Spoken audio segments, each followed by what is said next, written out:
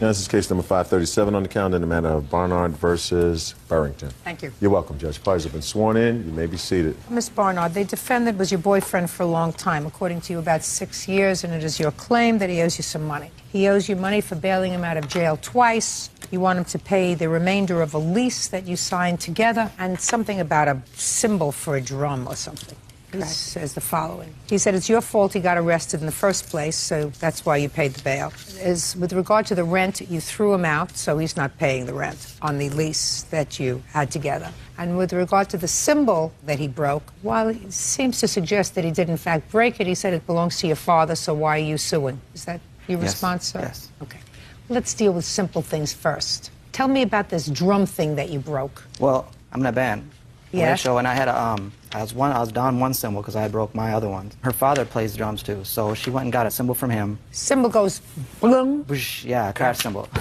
Yeah, and? And I ended up breaking that one too. Okay, so you would like to replace that, correct? Yeah, and I've already been in contact with her father, so I don't know why she's suing me for that. It's not even hers. Good, so you're going to take care of that with her father? Yeah, I had already talked to him. Great. All right, so we don't have to deal with the symbol for the drum. One symbol out of the lawsuit. Now let's deal with the bail. What did you get arrested for, sir? I had a warrant for no proof of insurance and failure to appear. So you were driving a car and it wasn't insured? Well, actually, she was driving the car that wasn't insured. It was in my name. When we first started going out, she had not suspended license, she had a revoked license. Okay, so she had a revoked license and she put the car in your name? In my name, so the cops run the plates, they don't pull her over. She had expired tabs, so she got pulled over. Just a second. So she got a ticket for driving a car that was in your name, that was no tags and no insurance. I got the ticket because the car was in my name. And she didn't get a ticket? No. You didn't get a ticket? I believe that I got a ticket for expired tabs. Yes. Was in my name. I got that ticket. And honestly, Your Honor, the situation he's describing, that was a separate incident from the 2 times that he got arrested. These were for 2 separate counties, different incidences altogether. Just a second. When you were driving the car, did you get pulled over for no tags and no insurance? Later on. I don't care later on. I don't care later on. It makes no difference to me. You got pulled over. Yes, I did. Don't try to confuse me, sir. I don't like to get confused. I'm old. You were pulled over 2 times. Yes. One time you had no insurance. Yeah. And one time you got pulled over because they had issued a warrant for your arrest. Yes. For failure to appear. Which stemmed from that, which she was supposed to take care of. I don't care. Okay. That's your fault. That's your bail. How much was your bail? $300 both times, I think. Did you pay it? No, she paid it. I didn't even ask her to pay it. She did because she felt bad because it was her fault. Why did you pay the bail? I paid the bail because we were in a relationship. Just a second. After you paid him bail, did he ever pay you back? No. Did you continue to live together? Yes. Did you lend him any more money? I basically supported him while he looked for a job. Well, he wasn't looking very hard. When did you break up? It was in February that we broke up. February of '07? Yes. And tell me what happened in February of '07. He was kicked out of the band that he was in before, and he was only without a band for 2 months. He was without a job for 5. If he'd put half as much effort into getting a job, we wouldn't be here. But he had an audition for a new band, and from that day on, he was completely engrossed in the new band. And I do believe it's because he started a relationship with a 23-year-old singer. So he just started checking out of the relationship entirely. A week later, we got into a big fight because I was not tolerant of his coming and going as he pleased and just doing whatever. So we got into a big fight, and things were said and done that pretty much were... Well, what was said about him leaving? Well, the fight occurred, and we didn't discuss anybody leaving until the next day when he came and he told me that he was leaving. Is that what happened, sir? Yeah, in a nutshell, yeah. When you said that you were leaving, what did Miss Barnard say? She said, fine, go. I'll take you off the lease. Go. Okay, so is that what you did? No, that's not what I said, and that's not what I did. Well, you didn't want him to stay there. Well, actually, I did. I was in love with him. Oh, well. Yes, it's pathetic. I know. I'm aware. Okay. Good. I'm that girl. Are you still living in the apartment? It's a house, and yes, since I filed the complaint, I have received an eviction notice. And there's a way to legally get out of the lease if I can bring the rent current and give him a 60-day notice in addition to paying a termination fee, so that it isn't going to ruin my credit to have to move out. But I can't afford to stay in a 3-bedroom house on my own. So why don't you get a roommate? Well, I have 2 children. So? And, well, they'd have to share a room, and they're 7 and 10, boy and girl. Yeah, and so? I don't think that's very healthy for them. Well, where did they live before? Him? I lived in a 3-bedroom house. Oh, well, now you're back in a 3-bedroom house. Stop complaining.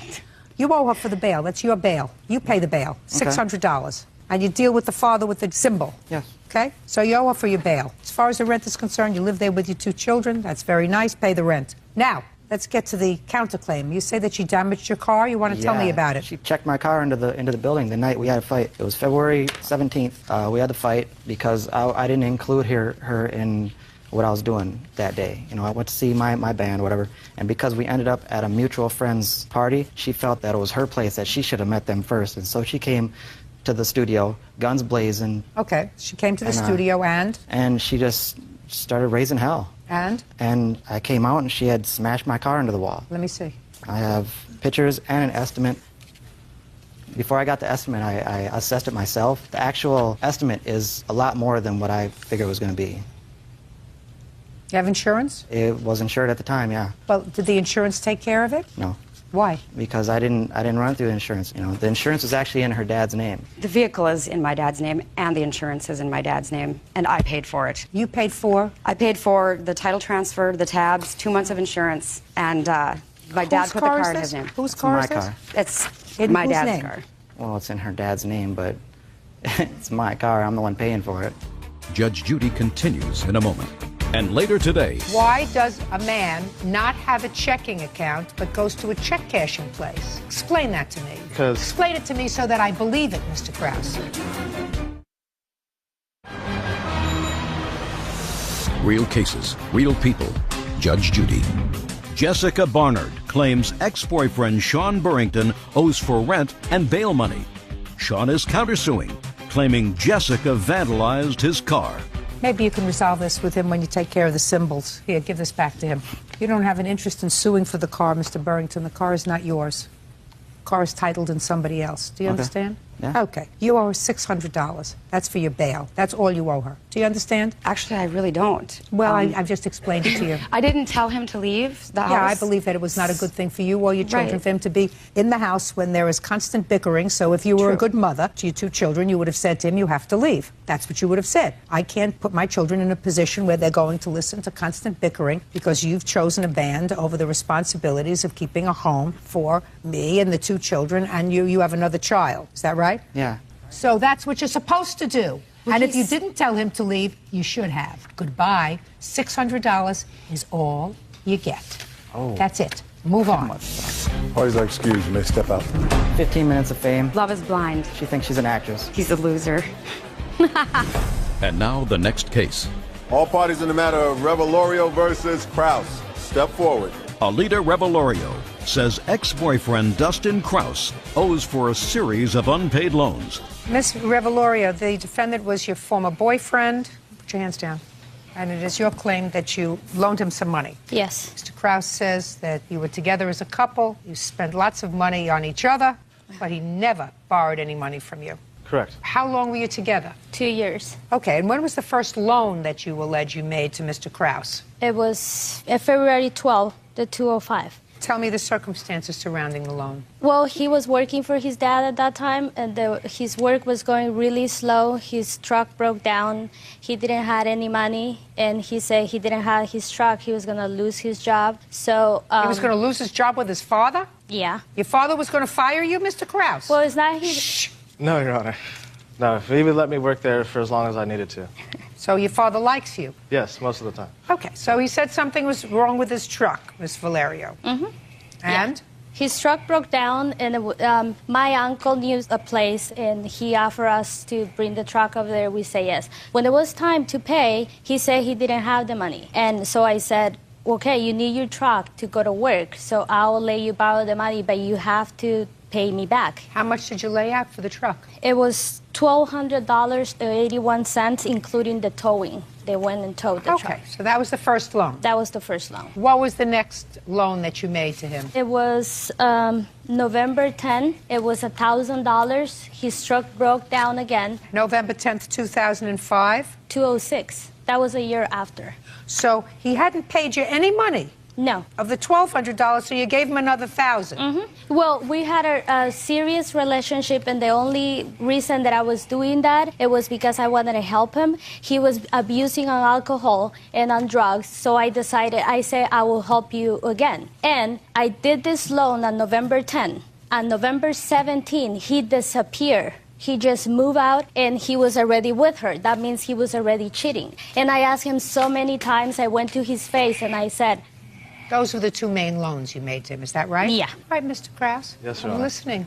The first loan was money that I gave her to write a check due to the fact that I do not have a checking account. So you gave it to her in cash? Correct. Why is it that you don't have a checking account, Mr. Krause? Because Is not an answer. Go think. God will give you the answer, sir. It's not going to happen. Why does a man not have a checking account but goes to a check cashing place? Explain that to me. Explain it to me so that I believe it, Mr. Krause. when I was married in 2001, Your Honor, me and my ex-wife bounced quite a few checks, so their files in check systems. So I was unable to open a new checking account. Records on check systems means you wrote out checks and you had no money in Correct. the bank. So that was a fraud. Correct. Yes. What kind of company are you working for now? I work for a fire sprinkler company. Paid in check or cash? Check. What do you do with your checks? Right now? Look at you looking over there, Mr. Krause. Yes. Why are you looking over there? Just admiring your flag, Your Honor. Good. Take out your wallet. What card do you have in there, sir? It's a couple business cards, Your Honor. I'd like to see it, please.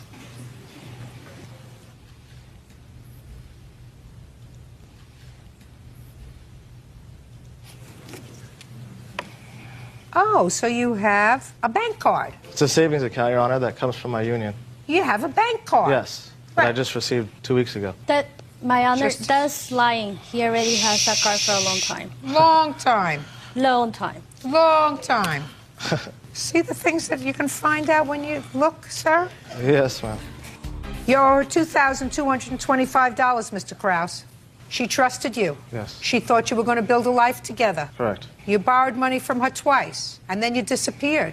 Not very nice. All the money that I've borrowed from her, I paid with her at the same time. 'Cause Okay, obviously so I've you- been Just to a her with minute. cash. Just a second. Yes. Don't speak. Did you borrow other money from her that you paid back? Borrowed money? We've shared money, Your Honor. You don't share money. You share money maybe with a husband. Not always then either. But you for sure. But how many times did you borrow money from her and pay her back in cash? I don't know the exact number, Your Honor. More than 2? Yes. More than 4? No. So between 2 and 4. Yes. But she's only asking for the money that you borrowed from her for these 2 times, sir. So maybe you just forgot. Maybe it wasn't fraudulent like the check cashing that you did with your first wife when you cashed checks with no money in the bank. Maybe it was just a lapse in memory. Judgment for the plaintiff in the amount of $2,225. That's all. Parties are excused. You may step out. She said it was just trying to teach me a lesson Men like this for going to a younger, more beautiful girlfriend, I guess. doesn't deserve a woman like me. And now the next case. All parties in the matter of Sugar Baker versus LaPay. Step forward, please. Sarah Sugarbaker claims ex-boyfriend Eugene Clinton LaPay owes for a half a month's rent and the down payment on a Jeep Cherokee.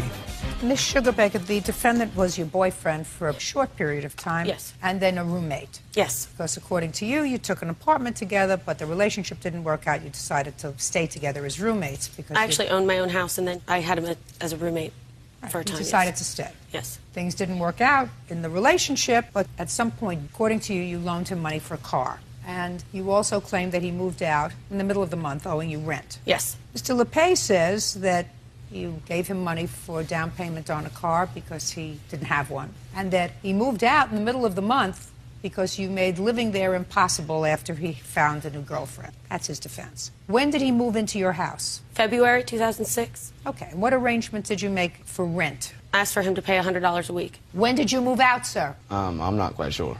I don't remember. He moved out when I went to visit my sister in San Francisco in August of 2006. August what? It was the second week I visited. I don't know. I wasn't there. He chose to wait until I left town. After the first of the month? Yes, ma'am. Okay. Had he paid his $100? No. Why not? To my knowledge, I had paid my $100 for that week. Okay, I don't think so. Okay. She says no. Okay. So you owe her $100 for the rent. Now, let's hear about the car loan. In late May, yes, he had had his car taken away. Why was your car taken away, sir? I quit working for my dad, and it was a company vehicle. He took it from me Why did you stop working for your father? because he wasn't paying me what I needed to be making. So where did you go to work? For Steve, believe, What does he do? carpenter. Steve pay you in check or cash? Check. Go ahead. So then in late May, he came to me and asked if he could find... Look at me. Sorry. If he could find a car and insurance would I be able to help him out and loan him some money? A week later, we went and looked at a couple of cars, and he found a red Jeep Cherokee, and then had talked to a high school friend of his that worked at an insurance company. And then May 30th, we actually went out, and I wrote a check to the insurance company. Let me see. You wrote a check for the insurance company? Yes, You wrote ma'am. a check for the down payment on the car? Both, yes. Okay. And both canceled checks were there. When was he supposed to pay you back? He was supposed to pay me in intervals, as in addition to rent. We're going to add money onto that, and it would get paid off eventually. And did he make any payments? No, ma'am. Okay. When did you find this new girlfriend of yours? Look at me. Look at me. Sorry. And her name. Listen, don't give me the goofy look. I said, when did you find the new girlfriend, and what's her name? Her name is Ashley. When did you start to date Ashley? Shortly Look at me. Shortly after me and her broke up. What month and year? I'm not sure. 2006. Well, think very, very hard. I mean, it was, I guess, June. Like, right after me and her broke up. That's good enough. Okay. Checks are written out May 30th. Starts to date Ashley in June. Right, exactly. I already got who he is. Okay. Okay? I already got who he is. Go ahead. She loaned me the money for the car. It was never That's talked exactly what she said. I loaned you the money for the car, which is exactly what you said, Mr. Lapay. I want you just to think about what you just said. Okay. She loaned me the money for the car, right? No, she didn't. Well, that's what you just said. Did you just lie to me?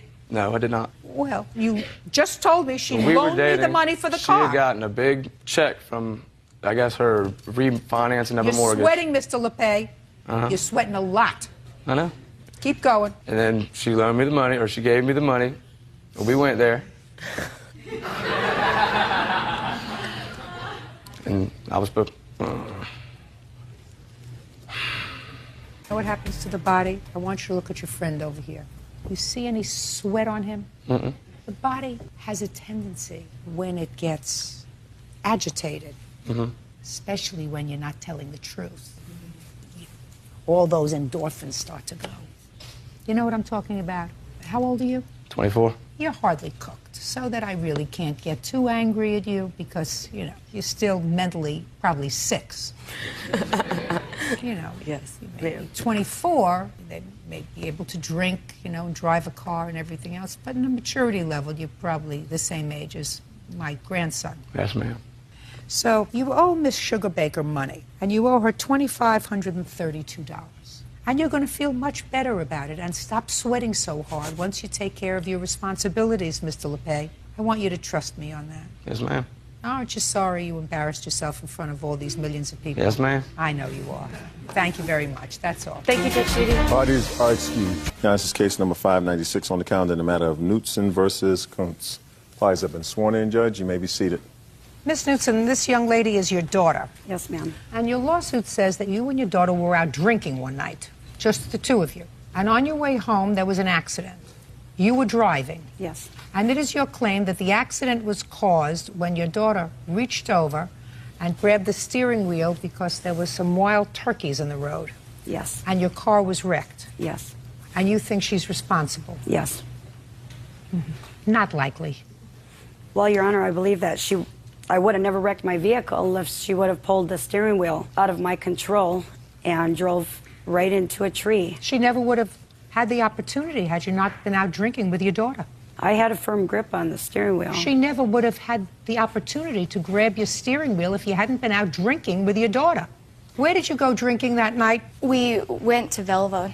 What's Velva? Velva is a city approximately 15 to 20 minutes away from Sawyer. Who else went out drinking that night? It was just us two, ma'am. Is this the first time you went out drinking with your mother? No, ma'am. What time did you start drinking? It was approximately around 9 p.m. So it was an evening of drinking. Yes, ma'am. Did you see any turkeys in the road? No, ma'am. She said they were chickens. Okay, whether they were turkeys, I'm chickens, sorry, mongoose, or pelicans. I'm sorry. If you hadn't been drinking that night, the accident wouldn't have happened, I'm an experienced driver, even when you're drinking. and I haven't had that much to drink that night. I am disinclined to find your daughter responsible for an accident that happened while you were driving after you had spent a night drinking. So if your truck was wrecked, and if you didn't have insurance on it, go out and buy a new one. I did have However, insurance. that's what your daughter says that you did. And she has a counterclaim that I'm really more interested in. Your Honor. And her counterclaim is that After this happened, you asked her to cash a check for you, and she did. You told her that the check was from some work that you did online. She cashed the check for you for $2,000. With the $2,000, you went and bought another vehicle. But it turns out that the $2,000 check was a scam. And her bank account was then overdrawn, and the bank went and claimed the money because it was a bad check. She wants you to pay her back that money. Now, where did you get this check from? It was from Interglobal Lotto. I have the letter that I received. Can I see the letter, please? Now, when was the car accident with the alleged turkeys? In what about month? April, the middle part of April of 2006. And you got this letter from Interglobal Lotto on November 3rd, 2006, after the turkeys. Yes. And, Your Honor, I would have never crashed my van. I don't want to hear any more about your van. If she would have been back. I don't want to hear any more about your van. You wouldn't have crashed your van if you hadn't gone out drinking with your daughter. If I would have been by myself, I would have never crashed. It's not happening, madam. Move on with it.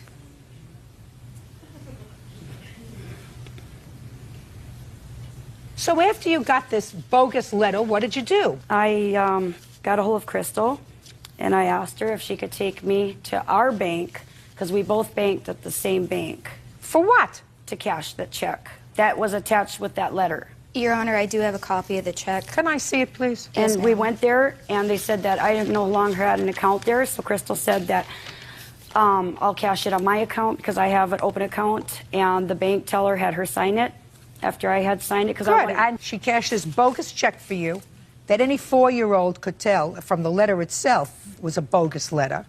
The only thing it didn't say that it came from some third world country, which they usually do. Your Honor, Just say nothing.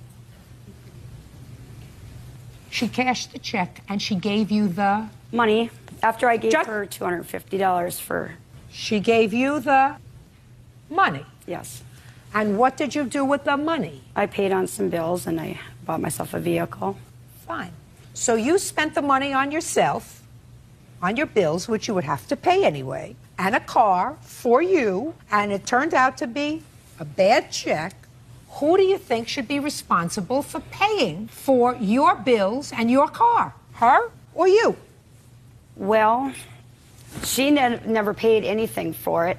And the bank, it was investigated by a detective, and he investigated the case because the bank had filed a... Listen to my question. Yes, ma'am. Now, if this letter that any idiot would know is a fake... Yes. ...came with a check for $2,000, and if they said, we'd want you to cash this check and then send us back $2,000, and we're going to send you $120,000... That's not what it says on the letter, though. I know that. Put on your listening ears. If it had said that, right. If is the word, and she cashed the check for $2,000, and you sent it back to Interglobal Lotto, and it turned out to be a bad check, and you were just waiting for your $120,000 to come, I would say, well, maybe you both got skunked. She was dumb enough to cash the check, and you were dumb enough to believe this windfall.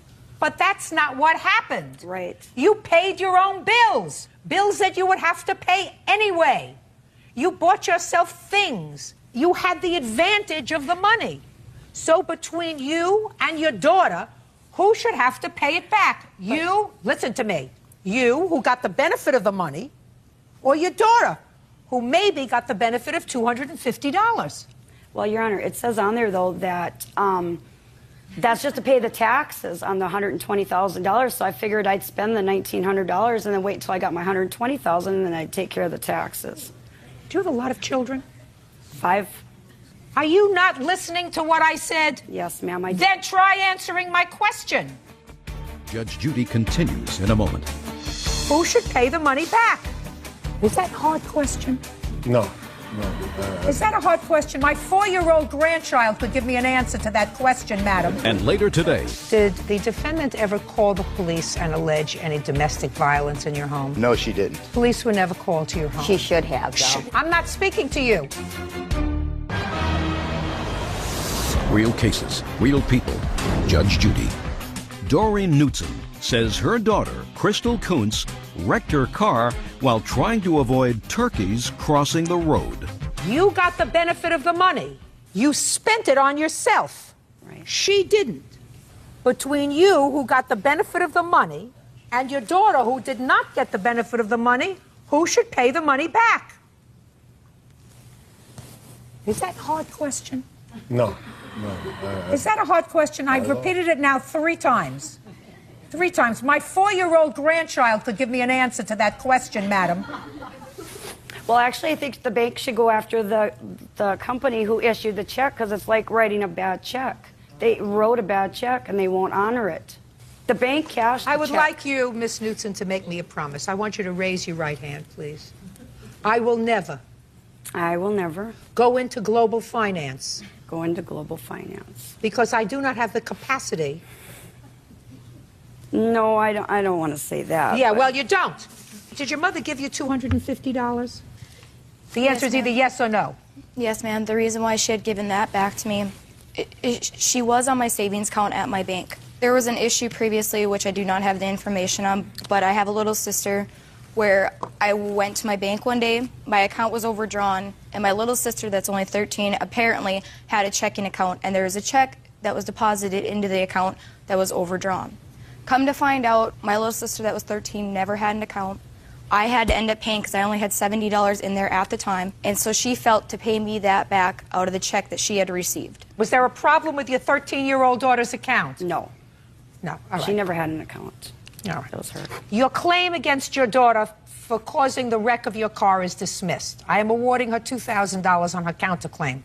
You spent the money, you enjoyed the money, you paid your bills, you have to reimburse the bank. That's all. Parties are excused. You may step out.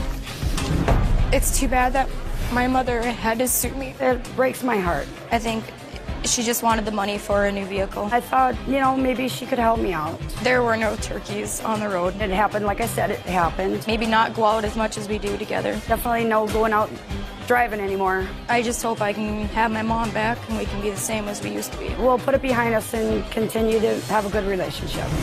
And now the next case.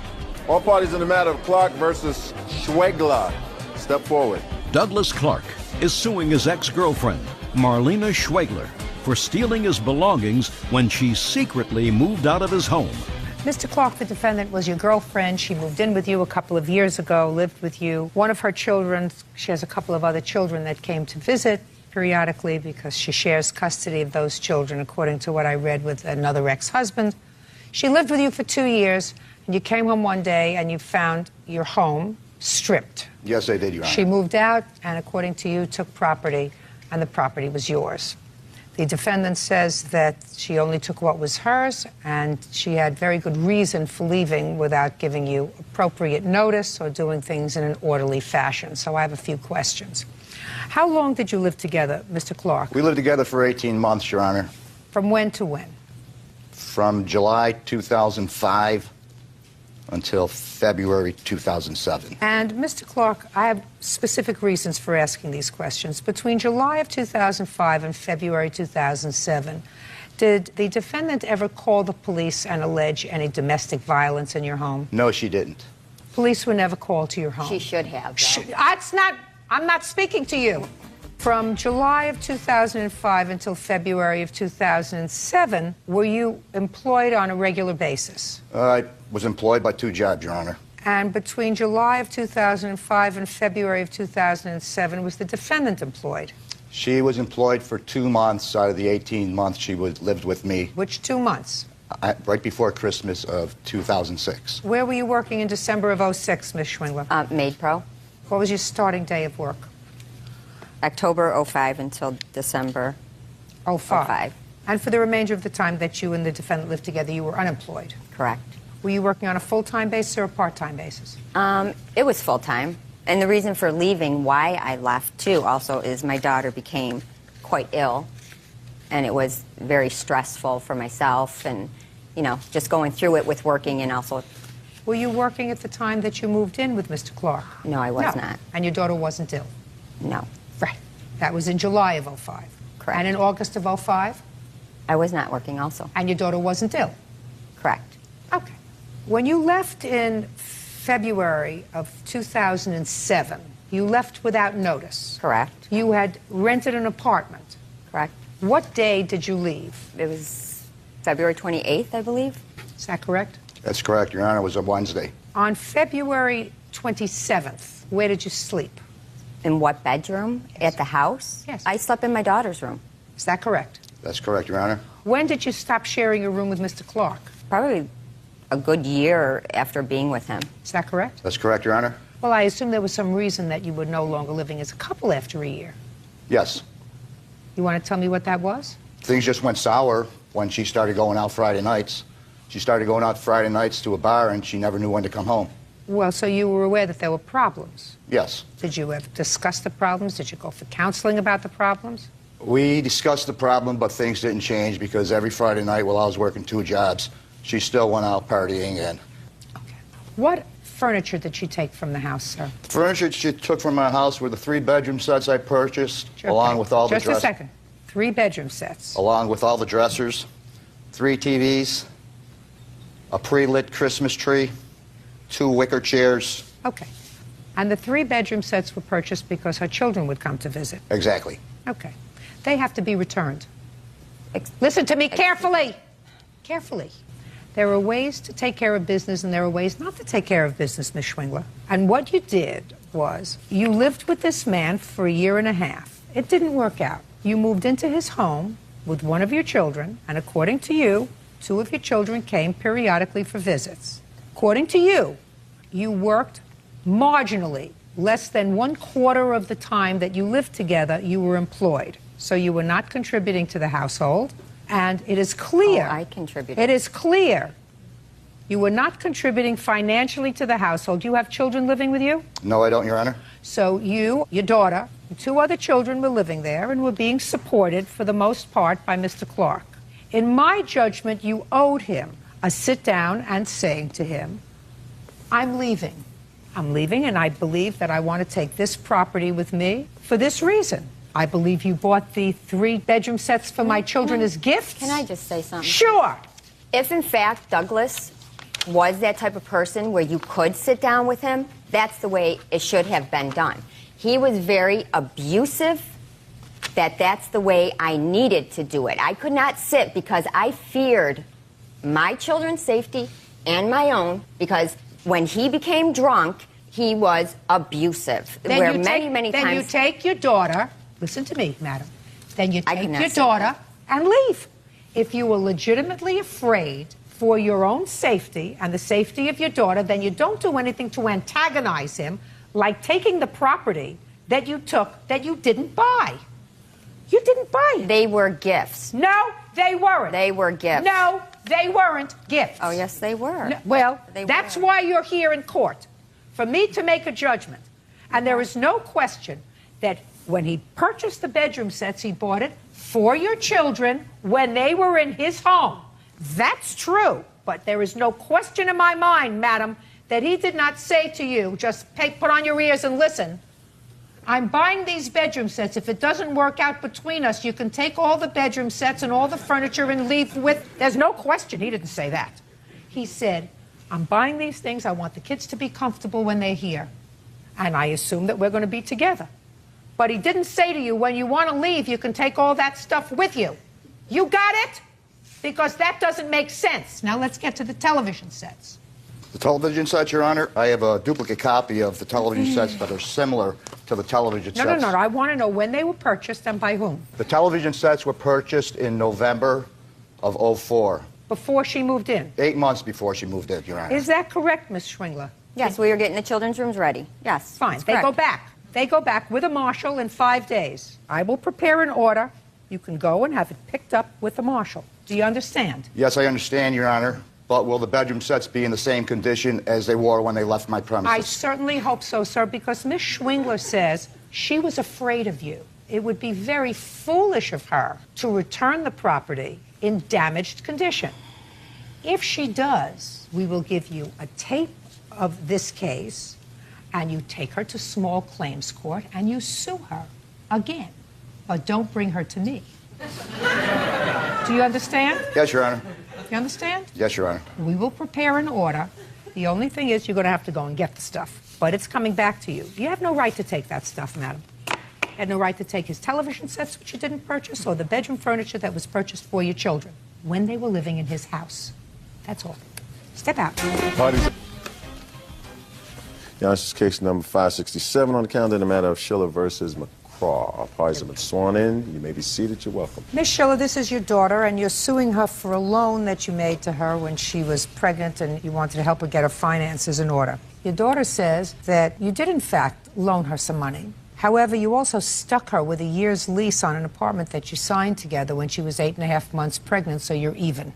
That's your defense, right? Correct. Okay.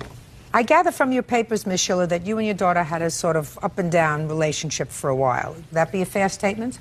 Yes, ma'am. What made you decide to move in together? My daughter was pregnant and needing assistance and support.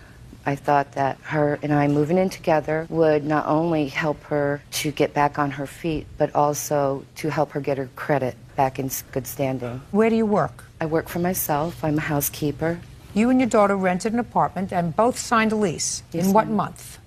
In August of '06. Is that correct? It is. And what was the rent on the apartment? $595 plus the deposit. And when did you move out? December 11th. Had you paid December's rent? No, ma'am.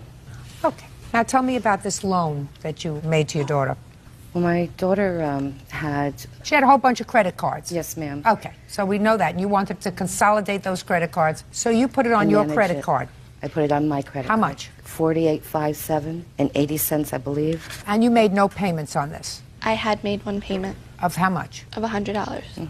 Okay. Now, what I found interesting, Ms. Schiller, about your complaint was you say that after you moved in August, you didn't like your daughter's attitude. According to you, she thought she was entitled to things and you were willing to make certain allowances because she was 8 months pregnant, but you got annoyed.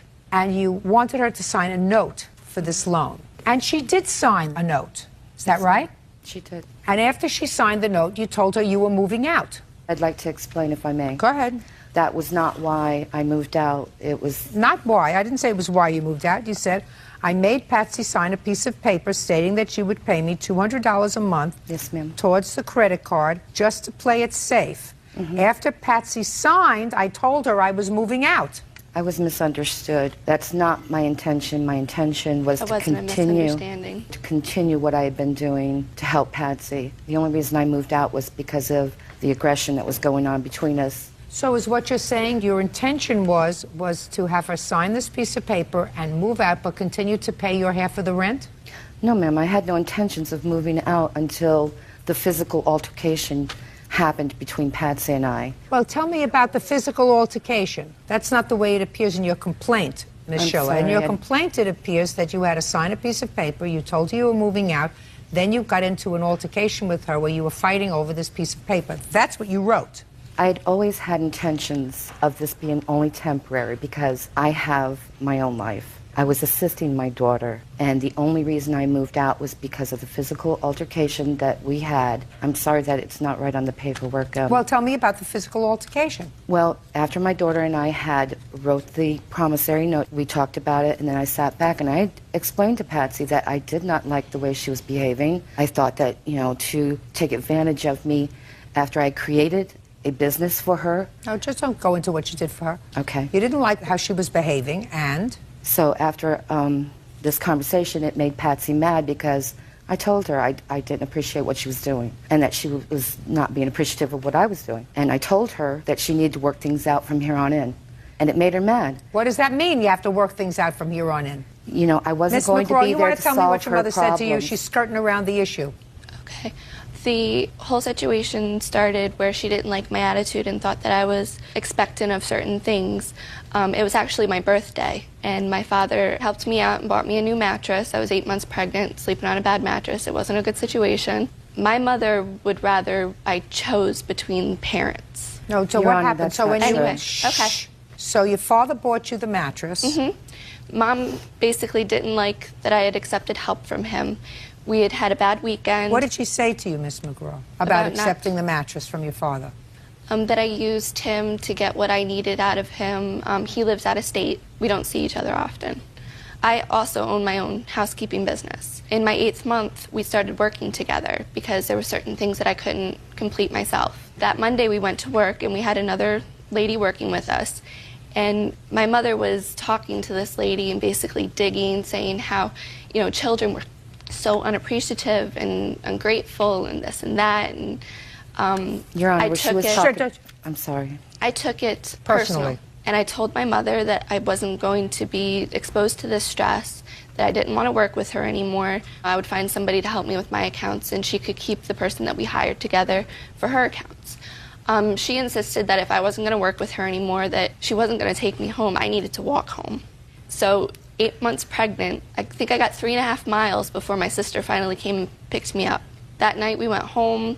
She said, tomorrow after work we need to sit down and talk. I said, okay. We sat down and talked. She said, I want to write out our financial agreements. Her agreement being that she would pay half of the lease, half the utilities and food, and help me out on my maternity leave.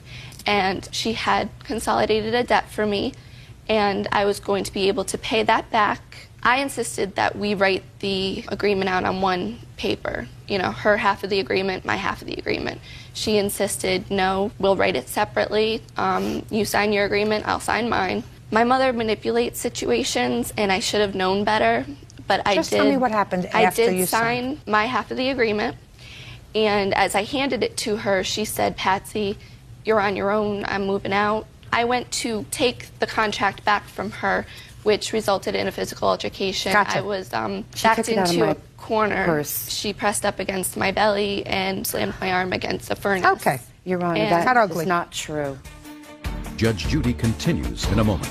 So you didn't pay December and you didn't pay January. And No, she ma'am, took but I my half also- of December's rent. I'd given my half of December's rent to my mother, and my mother left with that money. And later today, There are people who are screw-ups in this world, madam. He has a 6-year-old son. He's not saying that I tried to help him find. There are people who will never get it. He may be one of them. real cases, real people. Judge Judy. Annette Schiller says her daughter, Patsy McCraw, owes for credit card debt that was transferred to her account. Listen, it's unfortunate, but certain things are objective facts, not subjective. I am human. Objectively, you owe your mother $4,800 for this loan that she made to you. You owe your daughter $2,400 for your half of the rent. You can't just decide to move out because you don't like her attitude. Your Honor, You could decide to move out, but you have to pay her. Your Honor, I did move out, and the reason I moved out was because of the physical altercation. Oh, Miss Schill, let me tell you something. You didn't like what happened. She went back and she took the note because I absolutely believe your daughter, because that's what you wrote, that you said to her, let's figure out our financial circumstance. Let's sit down calmly. She was totally expecting you to work out the financial part of it and then move on and put this behind you. But what you were doing is you were solidifying your position that she owed you the money before you told her you were leaving. You know, you're a free person. You can leave her if you want to. You have to pay your half of the rent. And Your Honor, And she has no obligation with a new baby to find somebody else to move into that apartment. No, ma'am, I did. I asked my daughter Nina to move in and take my place, which she did and is still. When lives did there she move in and take over your February. rent? So you didn't pay December and you didn't pay January. And No, she ma'am, took but I my half also- of December's rent. I'd given my half of December's rent to my mother to make out one check to the landlord, and my mother left with that money. Okay, so that's 3 months' rent. $595, which is the month of December. Correct. Which your half she took. She doesn't deny that. And half of January. January. Your That's Honor, making it even $300. I also paid Patsy 30% of the work that I did while she was out on maternity leave. I also helped her from there on in. That's Your fine. Honor, I have been a I good just mother, want and I have to, supported her right from the beginning, and I just like to Miss be Schiller, heard. Good. Well, And you were that's- heard. I I had appreciate to You it. were make her heard. sign a You were heard. contract for However, the- you owe her for the month of December, and you owe her for your half of the rent for January. But you still owe your mother for this consolidated loan. You Your don't Honor. owe I feel $4,800, you owe a the promissory $3,905. note was ripped in half. It was I don't care called whether even. it doesn't make any difference whether the promissory note was ripped in half. Put your hand down. Yes, ma'am. You told me that she lent you the money Yes, so ma'am. that you could consolidate your debt. Yes, ma'am. You acknowledge that. That doesn't Yes. have to be a note. Your And Honor. I'm I'm sorry. And I am giving you credit for the amount of rent that you had to expend after she left without paying the rent. Right. Until your sister moved in. Right. Fine. So you owe your mother $3,905. Okay. You're Pay right. her. That's all. That's it. Yes, ma'am. Please are excused. You may step out. Tough love is not only hard for the child, but it's hard for the parent. I believe in tough love. I don't think that this falls under that category. Still love her and will always care about her. I've had such up and downs with my mom that it's tough, but I'm used to it, I guess. If you keep talking, you can work out anything. I really don't see much of a relationship continuing for the two of us. I do love her. I don't have room for the stress and the drama. And I always have and I always will. It's just not a good situation all around. And now the next case. All parties in the matter of Tillis versus Fortone. Step forward. Camilla Tillis is suing her former employee, 21-year-old Arturo Fortone, for unpaid rent and bills, as well as bail money and impound fees. Miss Tillis, is your husband in the military? Yes, ma'am. According to your complaint, the defendant both was a boarder in your home and was hired to work in your business. That's correct. And based upon his own statement, Mr. Fortone Yeah, Portón. is a bit of a screw-up. And you hired him to work in your business to make deliveries. What kind of business do you have? We deliver from 8 different restaurants to people's homes and offices as like an alternative to pizza. So it's a catering business. And he was a driver? Yes. And he lived in your house? Yes. He was supposed to pay rent? Yes. And according to you, he didn't pay the rent he was supposed to. Your car was pulled over when he was driving for the business because he was driving drunk and it was impounded. You had to pay impound fees and bail fees for him. He didn't pay his rent. You finally got fed up with him. You fired him. But according to you, because he was drunk all the time and always getting into difficulty, you lost a lot of business. What's your first name? Arturo. Arturo says in his answer, well, he sort of told you that he was going to screw up. You should have believed him. Right? Yeah. Isn't I that told what her you right said? off the bat. All right. Do you owe her any rent? No, I don't. Did you pay her rent? Yes, ma'am. After the last time that I was there, I lived there like half of the month I was there, and I paid her half of the month, and then I left. What did you pay, every 2 weeks or every month? Yeah, like every 2 weeks.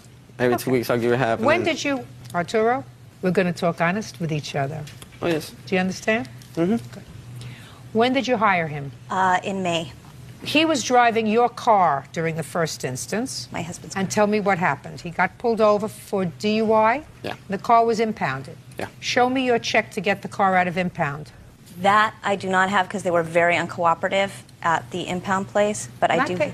But you do have what? I have proof of that we bailed him out, and our car was in impoundment while he was in jail. So in order for my husband to get back and forth from work, we had to get the car out of impoundment. You got the car out of impound while he was still in jail? Yes, ma'am. How much was it? $200. Did he pay you back that money? No. I believe you. You have no proof that you gave her back that money, do you? No, ma'am. And what about his bail? Oh, I'm sorry. The impound was $160. The bail was $200. I apologize. Okay. What about the bail? You have proof that you paid it? Yes, I do, ma'am. You have proof that you paid her back? No, actually, the way it worked, that I was in the jail, and I had my money in my account, and I had my credit card in my wallet.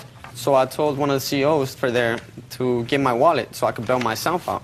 And he was like, well, even though you can do that, you're not going to be able to bond yourself out. Somebody has to sign for you outside of the jail. Right. So she didn't have the money to bail me out because she said she was broke. Just a minute. She posted the bail. She signed the papers, but Right. she did not pay it.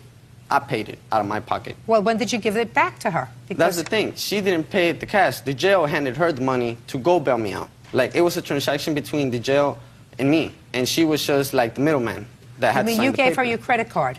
No, the jail swiped the credit card, and they gave her the cash. I don't And even know she where the went. jail is. That's how I got out. I told the Then jail you should to have swipe my card. Then and you should have the bill from your credit card that says that $200 was withdrawn on November 11th, 2006. Where is that? I don't have it, ma'am. Well, where'd you think you were coming today? That's your evidence. Kind of forgot it. Kind of not. All right. What else do you think he owes you for? He owes us $500 for December's rent. He did pay $200 of January's rent, so he owes me $300 for January's rent. And one of our biggest accounts is the Courtyard Marriott at the airport. I have a history of all of our orders at the Marriott. I know. Let me cut you off there, Ms. Yes. Tillis. One of the things that you're suing him for, which you cannot recoup, is you claim that because he turned out to be a less than stellar employee, you lost business. Yes. You don't get paid for that. But he's not an employee, he's an independent contractor, and he signed a contract. That may be. You still don't get paid for that. Okay. What else? An additional $80 a month in utilities that we only received $20 of one time from May. What else? You're talking nonsense to me. Okay. Those He owes you $360 for his bail and for the impound fees on your car. Correct. That's what he owes you for. Correct. $500 for December's rent, No. $300 for January. No. He owes you $160 for one thing, $200 for another. That's his bail and the impound fees that were directly caused by his actions. And you, as you say, floated him December's rent. I read your complaint. That's what he owes you, $360. Right? Yes, ma'am. May I say something else, Your Honor? Sure. He sat there at our Thanksgiving table and told us what a blessing we are in his lives, how many times we helped him. He doesn't get that his feelings don't define his character, that it's his actions that define his character. He doesn't realize the effect he has on everybody else. We tried to help him so many times. There are people who are screw-ups in this world, madam. He has a 6-year-old son. He's not seeing that I tried to help him find. Miss And Tillis, he said he just made his peace with there it. are people who will never get it. He may be one of them. May I just explain one more thing? I was on bed rest because I was 8 months pregnant. So my husband had to be in the house with me, so he couldn't drive the orders. So when he drove down our There is sidewalk... no cause of action for someone who is either an employee of yours, and he was clearly an employee of yours because that's what he was doing. He was making deliveries. And the fact that you made him an independent contractor for the purposes of insurance does not sway me one way or another. He was making deliveries for you, for your business. That's what he was doing, and he was doing it on a regular basis. And if he was a drunk and kept getting himself into trouble, and if you kept him on at least twice, because he got pulled over once, you kept him on until he trashed his own car. I just told him he deserved a second chance. Until he trashed his own car. You don't get paid for the business that you lost because you made an error in judgment by hiring him. That's not a cause of action. You don't get that. You do get $360, which was his bail, which I don't believe he paid, and the impound fees, which he caused by driving while he was drunk. Got it? But he, Yes, ma'am. may I say one last thing? He also moved out without giving me any notice whatsoever. Goodbye, Miss Tillis. Okay. That's it. All right. He owes you- You guys have been sworn in. You may be seated. Ma'am, have a seat, please. Miss Short, you and the defendant were engaged to be married. You were living together. It didn't work out. Mr. King left. He left you a note saying, goodbye, it's not working out. Since you were living in a home and you'd signed a lease, you think he should be responsible for his portion of the remainder of the lease, which was 6 months. And in addition, since he terminated the engagement, you believe that he should be responsible for some of the wedding expenses. Yes. Okay. Mr. King says he was more than generous. He left a month's rent in advance. He left you his share of March's rent. And in addition, he has a counterclaim. He said that you kept some of his belongings and those of his daughters, who I assume was living with you, and something about a timeshare that you owe him for. He's going to explain that to me. When did you move in together? September of 2000. And when was the last time you signed a lease together? August of 2002. And what kind of property was that, a home or an apartment? It's a townhome that we were renting. You both signed the lease? Yes, ma'am. Is that correct, Mr. King? Yes, we both did sign that lease. And what was the rent on the apartment? $1,510 plus water, which was typically $25 a month. So typically we were paying $1,535 a month. Okay. And what was Mr. King's share of the rent? Most months he would pay between $600 and $650 towards the rent. Is that right? Yes. And you moved out in February, sir, and you paid for March? I paid $575 to her for... For March? March. All right. So you have April, May, June, July. You have 4 months, right? Mm-hmm. It's $2,400. Now, you, Mr. King, are going to explain to me why you believe you should not be responsible for that $2,400. Okay, first off, the Capital One bill, which she had placed on this, I guess she's removed it since I then. don't know what you're talking about. I asked you a question. I'm not talking about your counterclaim yet, Mr. King. I'm talking about why you should not be responsible, since you obligated yourself under a lease, why you should not be responsible for $2,400, which is your portion of the rent on the lease that you obligated yourself to pay for. I feel that all of the bills that we incurred that created debt for us, which primarily is the Transwest account, as well as the lease, which were both things that we signed, 50%, I'm not talking, sir, about your counterclaim. So is what you're telling me that you should be responsible for $2,400? And then I will get to your counterclaim. Okay. Yes, ma'am. Is that what you're saying? No. If I'm taking on my portion of it, then she should also be responsible for taking on her portion of it. Well, what bills did you take responsibility for, sir? The TransWest account. And what is the TransWest account? It is a timeshare that we signed up for. That's your counterclaim, sir. I mean, are you not hearing what I'm saying, or are you just being intentionally thick? I'm not entertaining your counterclaim yet. I will do that, which may be a set-off. Okay. Is what you're saying to me that you do, in fact, owe her $2,400 for the rent, barring any counterclaim that you have? For the rent, yes, ma'am. Now let's get to the wedding expenses. What wedding expenses are we talking about? There were flowers that were purchased.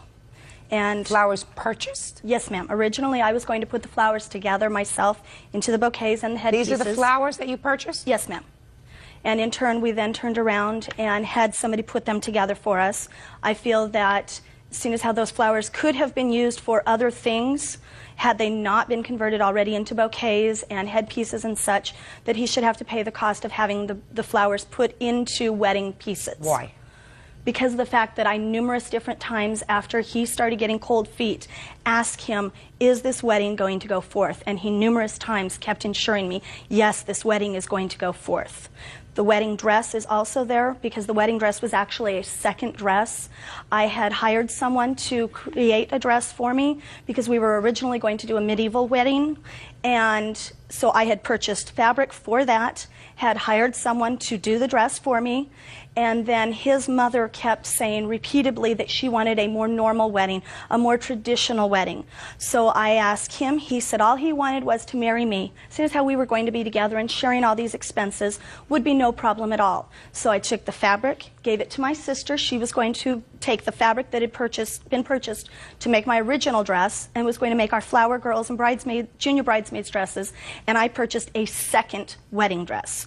Whereas if he had told me that he was having cold feet or wanted out of it, I never would have. He told you he was having cold feet, madam. He told you he was having cold feet. He postponed the wedding. He said postpone, not cancel. That should have been a clue. That should have been a clue.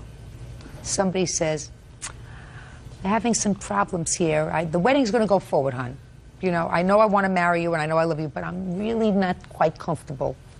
I wouldn't go out and get flowers. He did that part, though, after the second dress was purchased. Okay. Mr. King, I want you to tell me about the property that you claim that Ms. Short is holding that belongs to you, as well as this timeshare. Okay. First, there is 2 beds, twin, which is my daughter's, and a queen size, which is mine. A television and a VCR, which I had brought with me from the last place that I had lived.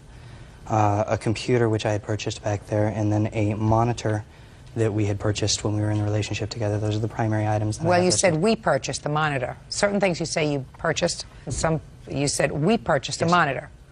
When you said we purchased a monitor, who put in the money? Both of us. It was put on my credit card, Your Honor. Okay. What about the other things you talked about? Beds? There are pictures right here that I have as evidence. He has the the garage door opener to the garage. All of his belongings have been in the garage since a week after he left. At one point, he came to the house, retrieved some of them, but has had the garage door opener since then, and he has refused to come by the house to pick up the rest of his belongings. They are all in the garage. He has full access to them at any time, whether I'm there or not, because he does have the garage door opener. Sir, the things that you mentioned are here. Mm-hmm. So why don't you go get them? The last time I had, we had arranged to be able to talk about this whole situation was approximately a week and a half after I had left. And I went to get to make contact with her, and we sat down and we had lunch, and then we went over to the house, and I went to start loading items up in my car because she was speaking on the telephone, and I figured I'd give her privacy. And so I was loading the items up, and I went to load my computer up, and she told me that I could not take it because... Well, is the computer and the monitor? Well, at the time... Yes, of course. At that- Well, you can't take the computer and the monitor, sir. You didn't pay for it. Well, the computer I did, ma'am. What about the computer? The computer, he did bring the PC portion of it. Yes, ma'am, he did bring that. Is that in the garage? Yes, ma'am, it is. Okay, well, it's going to be in the garage, but not the monitor. I went to begin loading the computer up, and she prevented me from leaving. Fine. The house. Were you loading up the monitor, too? No. No. I hadn't gotten to the monitor yet. But I was you were going planning to? on it, yes. Judge Judy continues in a moment. What is the amount left on the timeshare? According to this, to remove my name states a zero balance. I don't understand what that means. It means Are you that playing with me? No, ma'am. And later today, Was there anything else that you could have done other than jump on the roof? No, I just jumped. I'm afraid of dogs. I jumped. real cases, real people. Judge Judy. Raina Short says ex-fiancé Gerald King owes for breaking a lease and for half the cost of a wedding. So, only your things. Listen to me. Your things. The computer, that's going to be in here because that belongs to you, not the monitor. Okay. Not the monitor. The rest of the things you have to go get. But, listen to me. You have to go get them 5 days from today. Do you understand? Yes. If you do not go to get them 5 days from today, I am giving her permission to call the Salvation Army and dump all your stuff. Do you understand? Yes, ma'am. Okay, because she's not your storage unit. Clear? Yes, ma'am. Perfect. Thank you. Now, that takes care of your things. Speak not. Speak not. He's not paying the wedding expenses. No, that's not what this is about. What do you want? The timeshare. No, he gets a chance to speak Oh, first. I apologize. Now, I'm getting to the part of your counterclaim where you're talking about the timeshare. I want you to explain that to me, sir. Okay, the timeshare was it's called World Mark. It's an agreement that allows us to have points to be able to spend to stay at different locations around the United States and in the Pacific. Good. We had approximately a year and a half ago signed the agreement with both of our signatures on it for the total amount that has now come down to $7,821. $7,821. And 90 cents. Yes. Half of that would be approximately, well, will be exactly $3,910. Just a minute, divide 95 by cents. 2. Yes, go ahead. First off, I have the agreement here. Okay, no. Did you sign that agreement? Yes, ma'am, I sure did. Okay. You acknowledge that you're obligated to pay $3,910? No, ma'am. Why not? Because I have made all the payments to date out of a direct withdrawal from my account. I have also got the documentation here to take my name off of it. It was purchased as for our honeymoon and for us as a family to utilize. If I'm not able to use it for my honeymoon or as a family, I have no need for the property. Well, neither does he. He's moved in with another person who has a family whom he is sharing things with. But neither does he.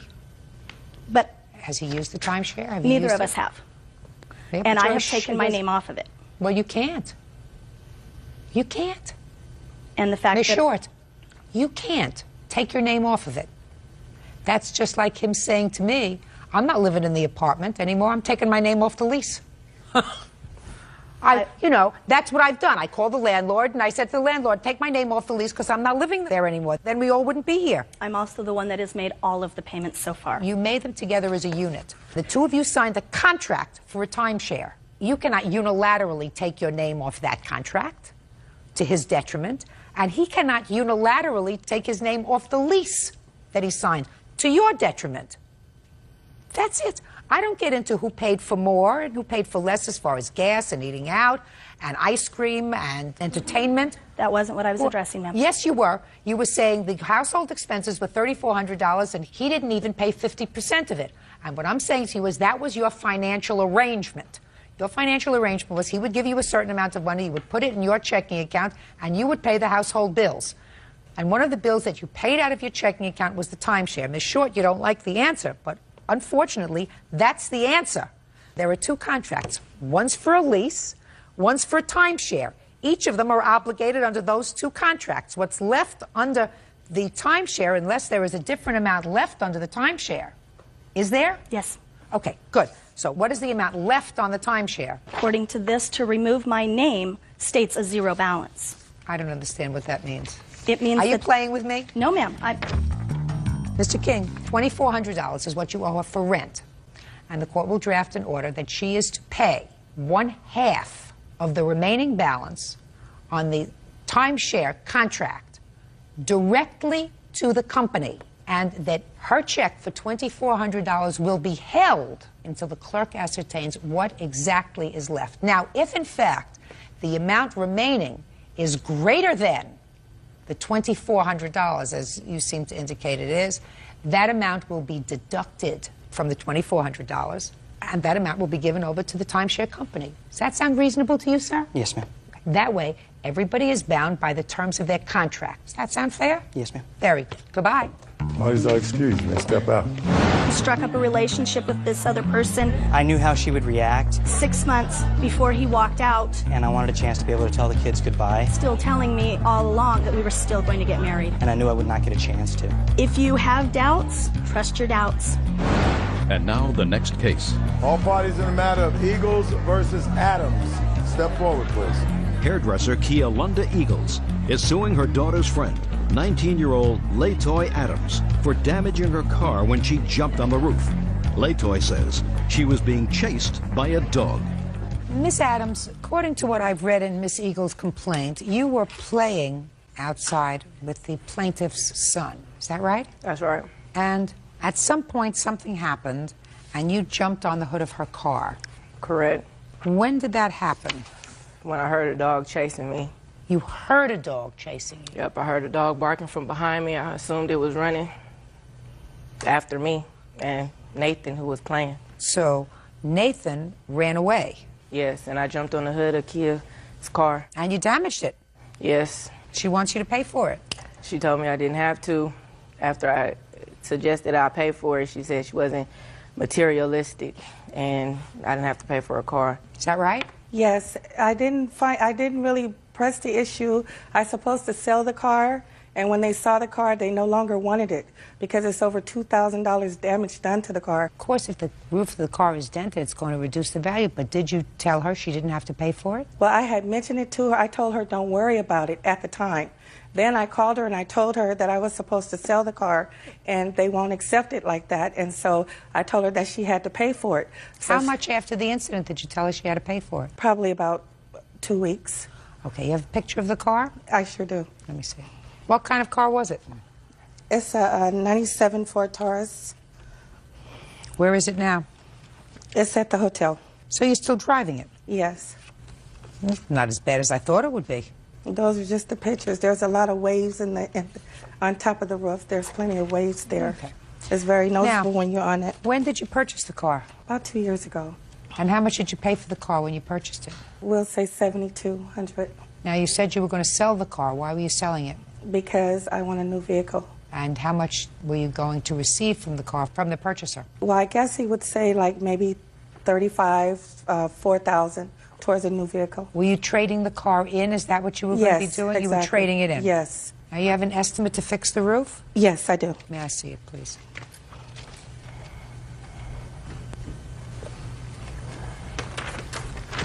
How do you pronounce your first name? Laytoy. How old are you? 19. Laytoy, was there anything else that you could have done other than jump on the roof? No, I just jumped. I'm afraid of dogs. I jumped. What is this estimate for?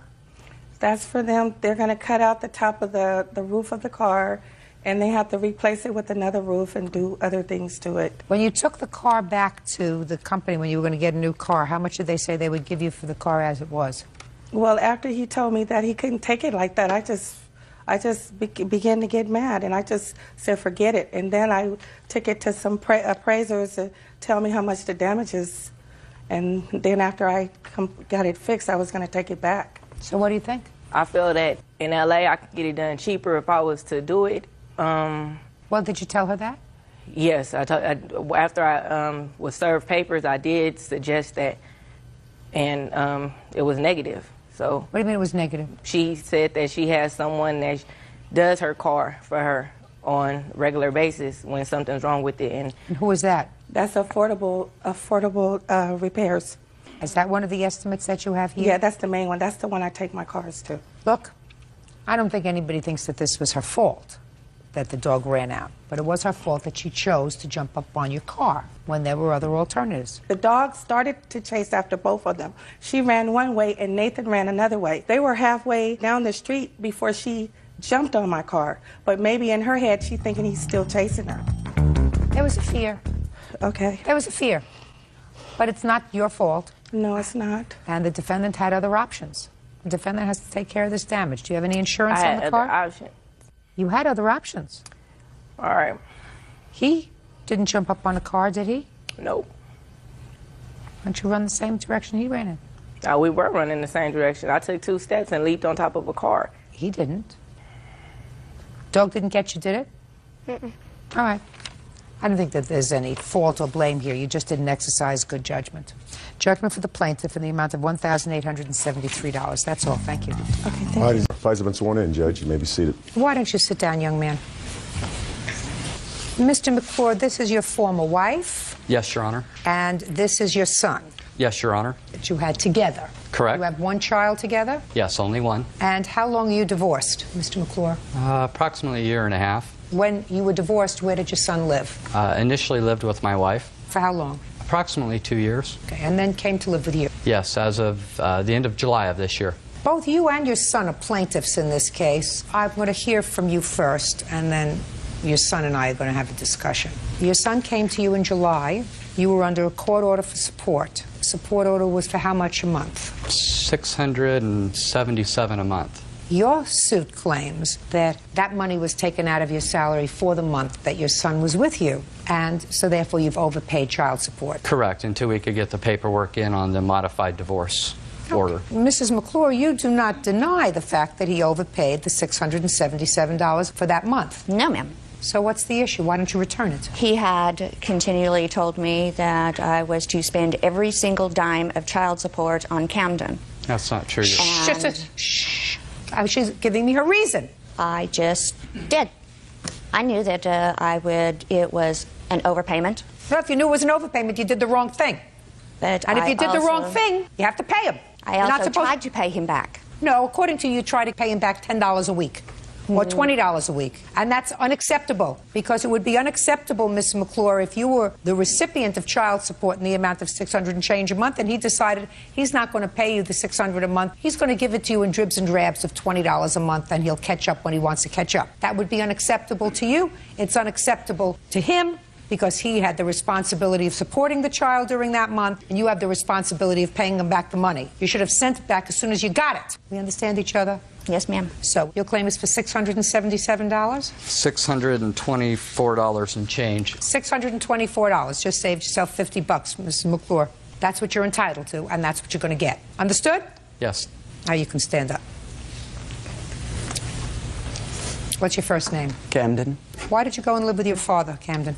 The living experience with my mother wasn't a very likely. How old are you? 16. So you lived with your mother for 16 years. You mean all of a sudden it became an unpleasant experience? Yes. In what regard, sir? I wanted to spend more time with my father, so I was wanting to go live with him. That's perfectly acceptable. Then when I informed her of it, progressively our relationship just got worse. Well, that's unfortunate. But your desire to go to live with your father, according to you, was just because you wanted to spend more time with your father. Is that right? Yes. You have a problem with that, Mrs. McClure? Only for the fact that several months before that, we had discussed him going to live with Brian, and he said that he did not want to under any circumstances, and he actually wanted me to promise to him that if Brian sued for custody, that I would not go along with it, I would go to court. Changed his mind. Listen to me. Let's say that happened. He changed his mind, and that's what kids do when they're 16 years old. So when they're 16 years old, what you're supposed to do is say, listen, you want to go live with your father? Free. I'm free, right? I don't have to worry about where he is. I don't have to worry about him coming home. I don't have to clean up after his mess in the bathroom. You don't have to fight with him over cutting his hair. You don't have to do anything. He's with his father. It's his father's grief. I mean, I understand this. I was in family court for a lot of years.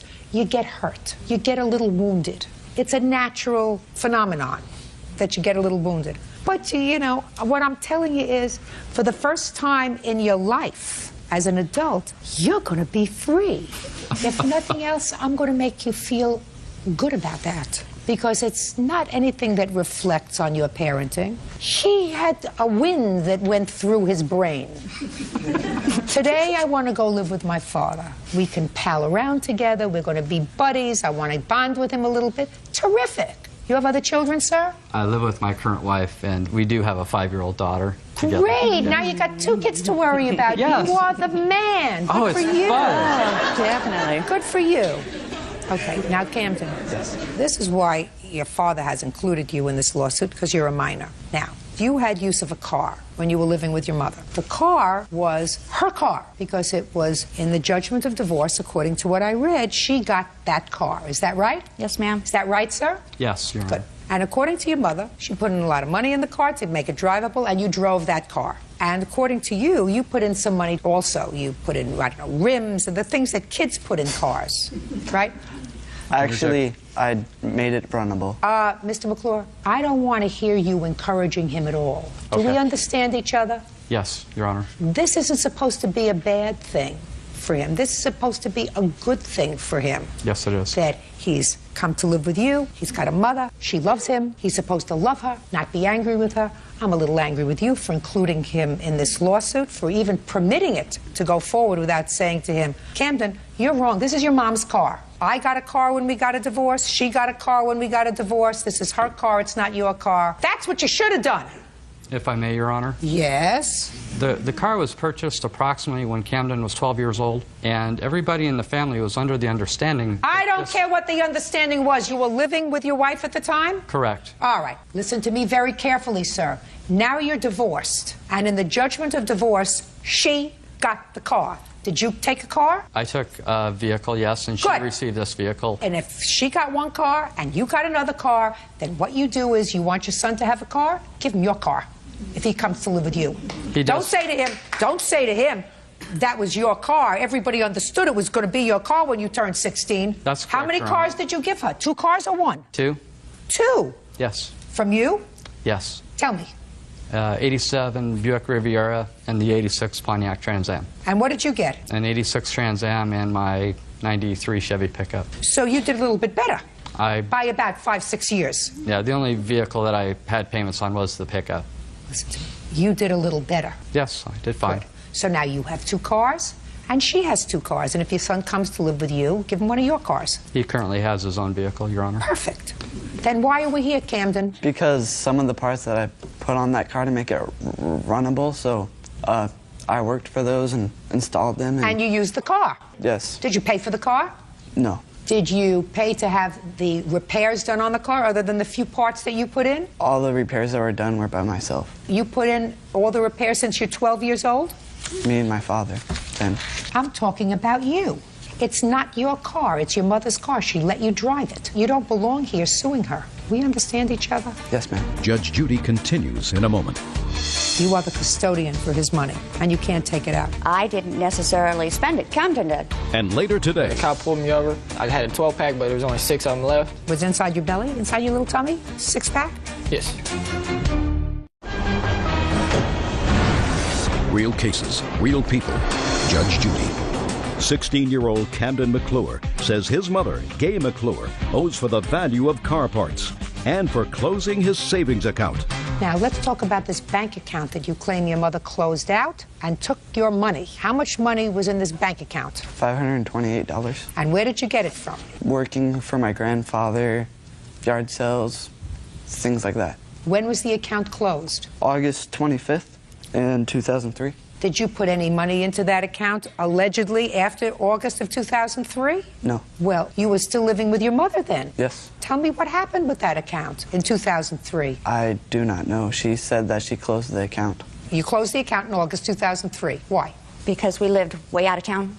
And when he needed money for, you know, the church group or whatever activities that he wanted to go, if he didn't happen to tell me the day before, I didn't have the money on hand. So he either didn't get to go or, you know, I'd have to go all the way back into town to take the money out of the bank. Why didn't you pay for it? I did on a lot of things. You should have paid for it on everything. Do you work? No. Well, how do you support yourself? I was on public assistance. Did you know that your mother was receiving public assistance? Yes, ma'am. Were there things that you needed that you didn't have money for? A few things, nothing too important. Like what? Just daily necessities. Sometimes it was hard. So is it possible that this money got used up? Possibly. Did you know that your mother was going to the bank to take this money out in small amounts when you needed the money? Did she say, we'll go to your bank account and take out the money? No, I didn't. Yes, he did.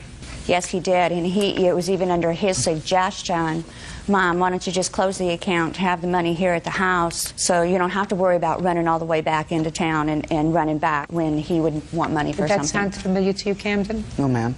Okay. Camden says that he worked. Yes. And he put his money into that bank account. Yes, he did. I also put money in there that he did not, per se, work for, but yes. She didn't put any money that I didn't work for in there. Can I see the transactions from the savings account, please? Go back over there. Sorry, sir.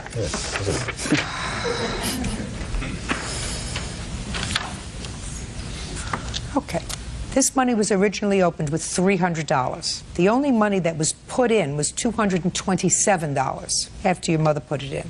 So, Camden, my question to you is it possible, sir, that that's the extent of the money that you put in this account? $227? That bank was opened here in Boise, and most of the money I made was when we still lived in Twin Falls. So that's why there's a $300 deposit. Well, that's the beginning balance. Yes. Okay.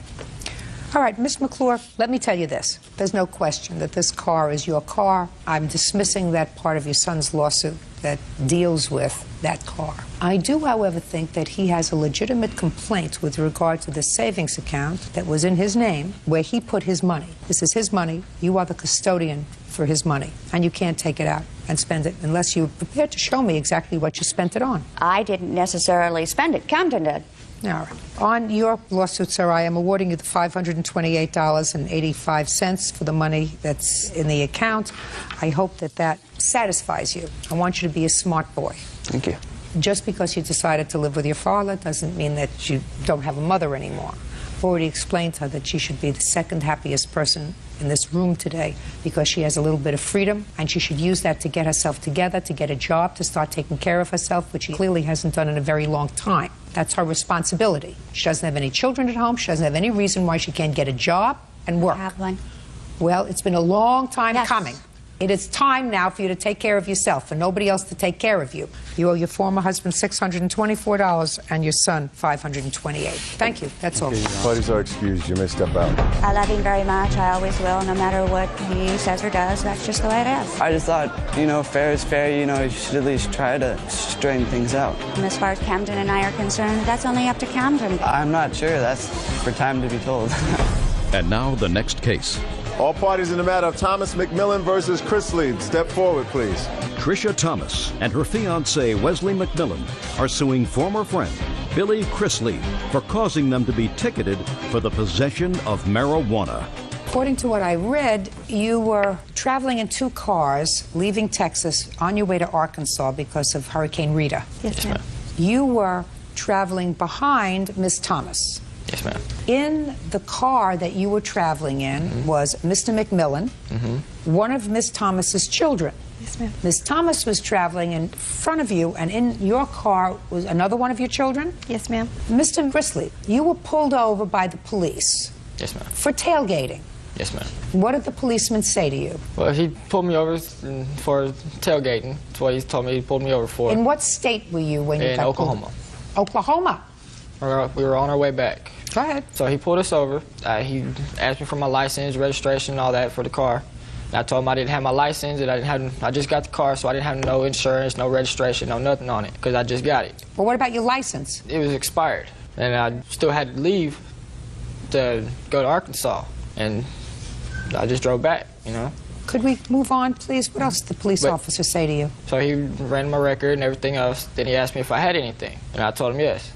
And so he went back to But you said yes, and he said, what? No, we just went back to my car. I gave him what I had. Well, what did you have? I just had maybe a joint and a half. Of marijuana? Yes, ma'am. Where did you have it? In my center console. Where'd you get it from? I brought it from home. Had you used it while you were in Arkansas? Yes, ma'am. And you only had a little bit left? Yes, ma'am. Anyway, so now, against that backdrop, Officer Byrd, the police officer gave him a ticket and also gave Mr. McMillan a ticket because under the laws in the state of Oklahoma, if there's marijuana or drugs in the car, everybody's responsible. So everybody gets a ticket. So Mr. McMillan got a ticket, and Miss Thomas over here had to pay the ticket, or else she was leaving Mr. McMillan in Oklahoma. And she wanted him home because it looks to me as if you're expecting. Yes, ma'am. How wonderful. Tricia Thomas and fiancé Wesley McMillan say former friend Billy Chrisley caused them to be cited for possession of marijuana. So since you had to come up with this money because of his personal use marijuana, you really feel as if he should take care of the ticket. Correct. I don't think I should because I already admitted up to my own stuff. Well, why is it his fault? Well, I don't see why the cop gave him a ticket for my stuff. I already gave it to him. Because that's the law. in Oklahoma. I haven't seen that law, but I must assume in Oklahoma, if you are an adult and you are apprehended or stopped in a car and there is contraband, you know what that is? You know, bad stuff, contraband? Yes, ma'am. Everybody in the car is responsible. Okay. That's the law. So your suggestion that he sue the cop really doesn't make sense. Now, if you said to me, look, he shared the marijuana with me, he smoked the marijuana in Arkansas, he knew it was there because we both used it together. Well, we did. Did you? Yes, ma'am. Ooh, where did you do that? While we were up there. In Arkansas? Yes, ma'am. Really? You sure? Yes, ma'am. Go ahead, Mr. McMillan. No, ma'am. No, ma'am. I've been clean from every drug and alcohol for over 6 months and still going. Well, sometimes there's a little bit of stress, Mr. McMillan, when you're escaping a hurricane. Nope. Because of the stress, he started smoking cigarettes again. That was it. Where were you in Arkansas, sir, when he was smoking this marijuana with you? We were at the person's house that we were staying at. We just walked around the woods. No, ma'am. The only time that me and Mr. Crisply ever took a walk, we went to the woods. There was nothing ever done. We ran down the side of a mountain and came back up, and that was it. Now, when was your license suspended? It was suspended in about, I think, 2002. For what? My dad gave me the keys to his truck so to give back to my mom. And when the cop pulled me over, they searched me. And all I had in there was, I had a 12-pack, but there was only 6 of them left. But when they searched the truck, they found a little baby roach that was in a film case that was in the truck, which I didn't know was there. More drugs and alcohol. Well, the alcohol was mine. Was inside your belly, inside your little tummy? 6-pack? Yes. So you lost your license because of drugs and alcohol? No, it was just the drugs. They didn't charge me with Just the alcohol. drugs. How'd you come up with the $940 to pay your ticket? My ticket was $1,261. Well, how'd you come up with $1,261 I had to borrow it from my mom, and I'm still paying her back. They had to use their house note to pay for that fine. And by the time it added all up, it was $1,343. You want to know something? Yes, ma'am. I believe him. I believe that Mr. McMillan knew that he had marijuana. I didn't know he had it in the car. I know you didn't, but Mr. McMillan did, and I believe he used it with him. Now, that certainly would indicate to me that he bore some responsibility for this marijuana being in the car. So I suggest you get your money from him. And while the defendant acknowledges that this was his marijuana, everything else he's told me, I believe. He's not making up this stuff because he's certainly not making himself look too good, right? You understand that I don't think you look like a model citizen. Which I know I'm not. We know you're not. Yes, ma'am. But I believe you when you say that he was smoking marijuana with you in Arkansas. You are telling me the truth, aren't you, sir? I believe you. So that being the case, Mr. McMillan, you pay your own ticket, and I suggest you reimburse your fiancé for the ticket. You knew the stuff was there. You enjoyed it while you were in Arkansas. You got to pay the piper. Case dismissed. That's all. Parties are excused. You may step Burnley versus Belluccio. Parties have been sworn in, Judge. You may be seated. Mr. Burnley, according to what I've read, the defendant was your former fiancée. She lived with you for a period of time. You claim that she owes you for 2 things. First, for rent for several months that she lived there and she didn't pay you rent. And second, for a credit card loan that you paid off for her and that she agreed to repay. The defendant says that while she was there was not an agreement for rent, that in quite the opposite, she was really treated more like a maid than anything else. She cooked and cleaned and took care of you and your children and the house. And in addition, while she does acknowledge that there was a loan for her credit card debt that she had, she says that she agreed to leave certain items at the house when she left that more than cover the balance of the loan, some of which she had already paid to you. Is that right? Yes, ma'am. Mr. Burnley, when did you start to date Ms. Belluccio? February of 1998. And in February of, because I've read these papers very carefully, in February of 1998, sir, you were married. Yes. And how old were you? 36. And how old was Miss Belluccio? 19. Is that right? I was 18. And where did you meet her? At work. What kind of work did you do? It's a convenience store. What were you doing at the convenience store? I was her boss. So you were her boss. She was 18 years old. She was going to school? Yes. College? Yes. And she was working besides, going to school full time? Yes, ma'am. How long had you been separated from your wife? 10 years almost. Are you divorced now? No, not yet. Why not? Long story. She was supposed to pay for the divorce. I have time, sir. Okay. And it's a long story, Yeah. but I guarantee it's not It was such a matter long of story. principle that she would, when we had split up, she had taken all the furniture and stuff like that, and she was supposed to pay for a divorce, and that she never did. Stubborn sucker, aren't you? Yes. You have children? Yes. How old are they? 11 and 12. Now, when did Miss Belluccio move in with you? July of 1999. And did you become engaged at that time? No. When did you become engaged? I do not remember approximately. She asked me to marry her first, and at that time I said that I believe she should be at least 25 before she gets married, so she knows what she's getting into. And did you ever change your story? I asked her to marry me a couple of years later. Did you give her a ring? Yes. And you're still not divorced? Correct. How'd you plan to carry that out, sir? I procrastinate, but I believed that I would have it done before we would get married. That's usually the way things go. Right. I want you to tell me about this rent that you claim she owes you. In July of '99, I purchased a home. I did not believe it was a good idea for her to move in at that time, but it happened that way. The agreement was, though, that at that time the living expenses cost $800. What were the living expenses? Well, the mortgage was $550, electric, phone, stuff like that. Mm-hmm. They came to approximately $800. She did agree to pay $400. Which Why would she pay off your mortgage? Was the house in her name? I wouldn't call it paying my mortgage. It was half the living expenses. She was living with you, and I assume sharing your bed. Right? Correct. Who took care of the chores around the house? She did.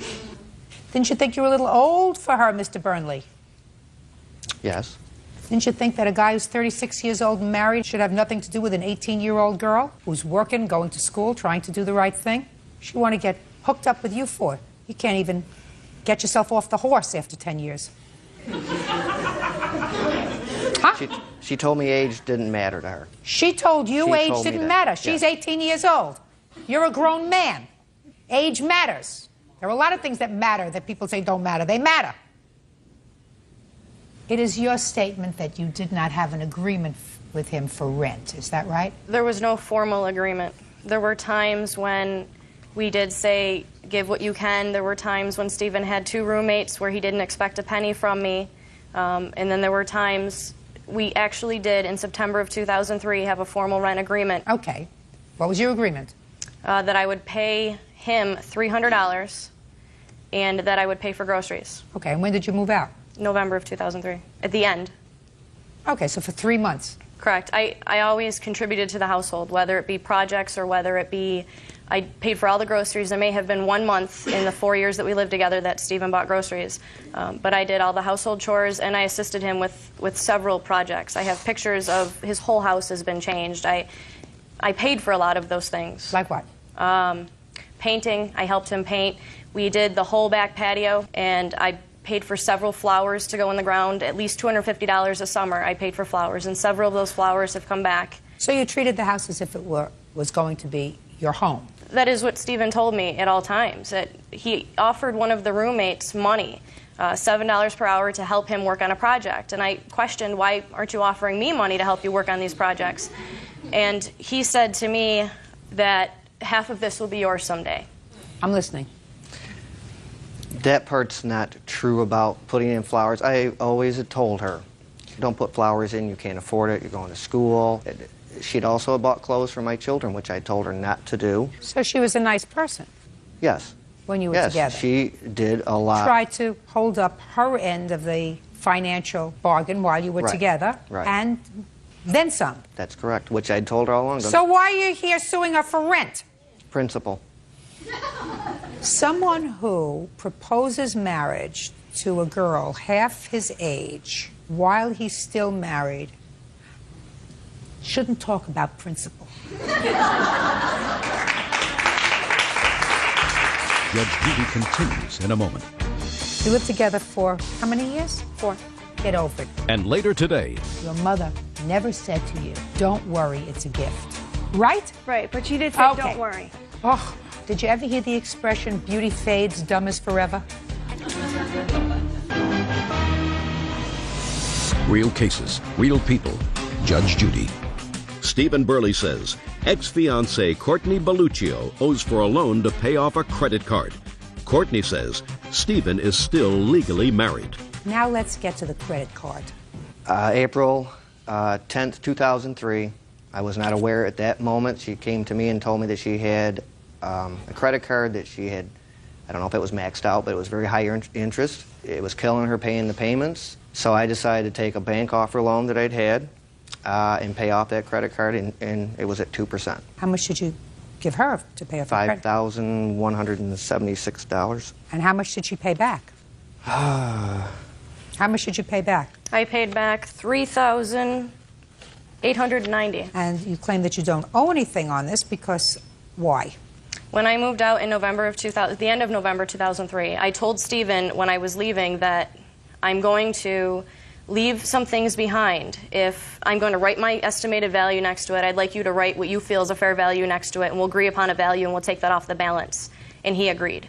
Can I please see the list that you prepared of the things that you left behind?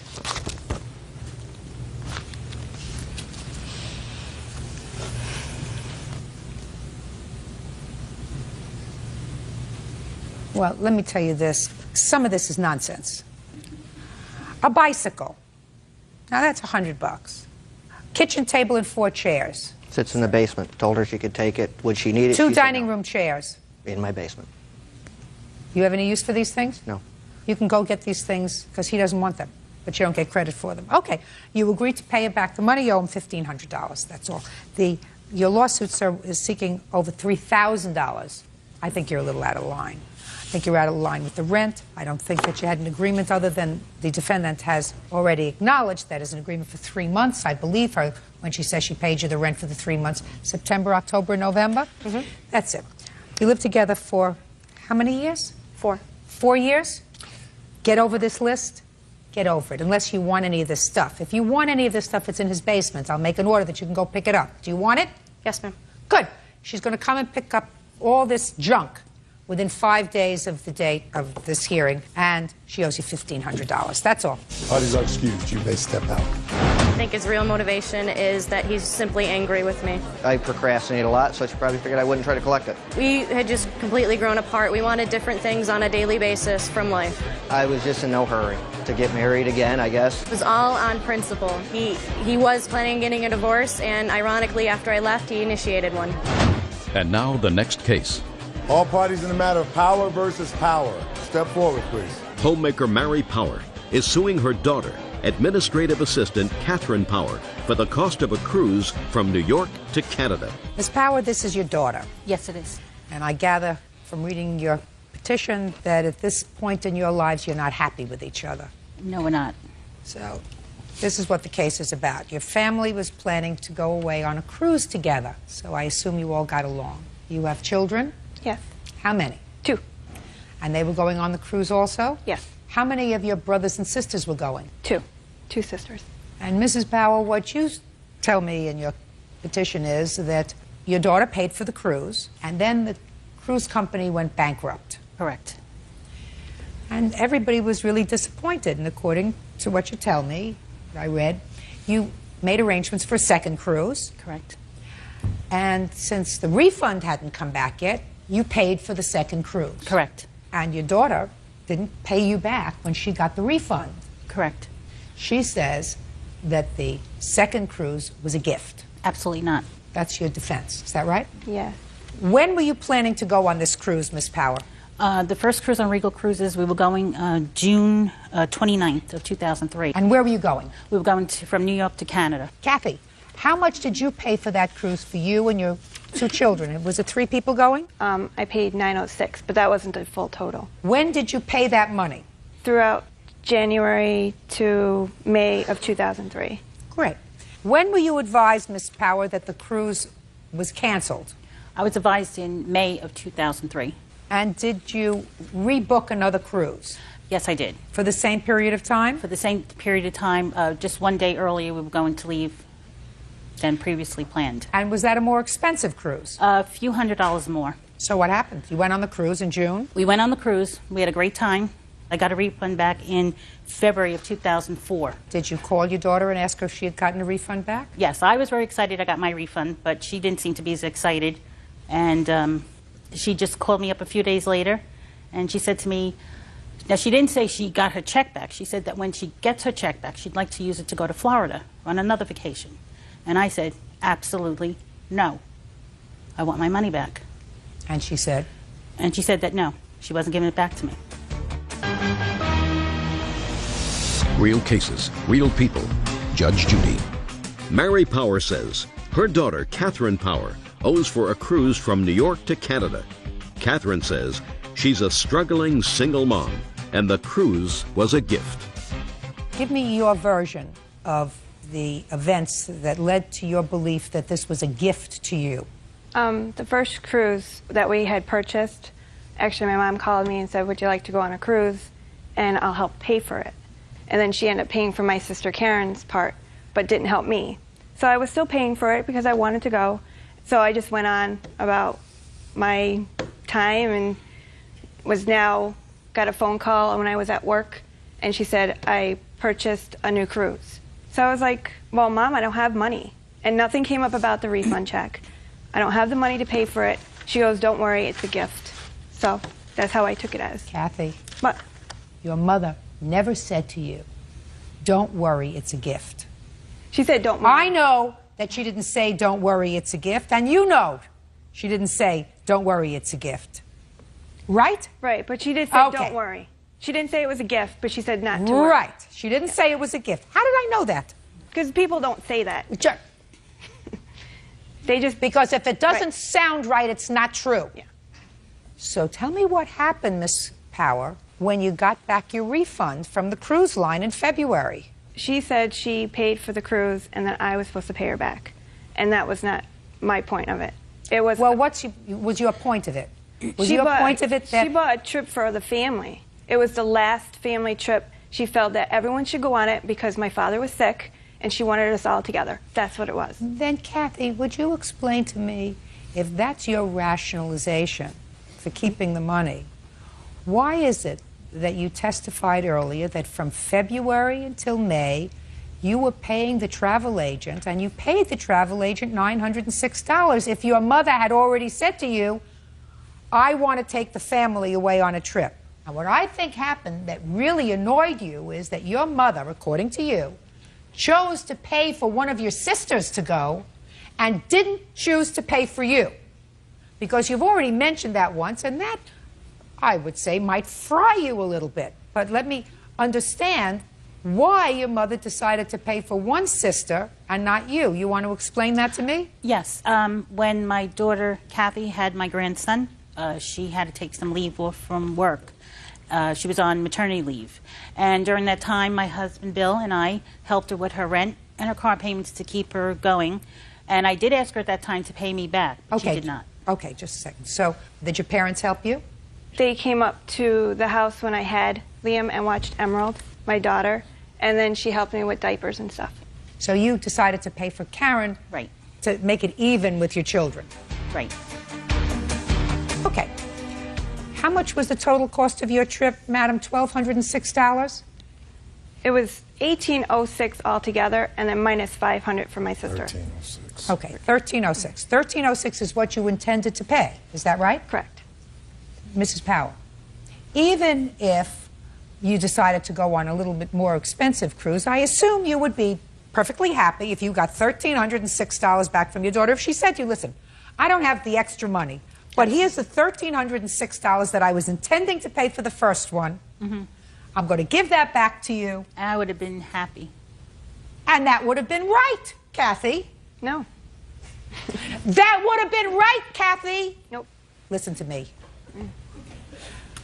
You have to stop relying on other people to take care of the problems that you create.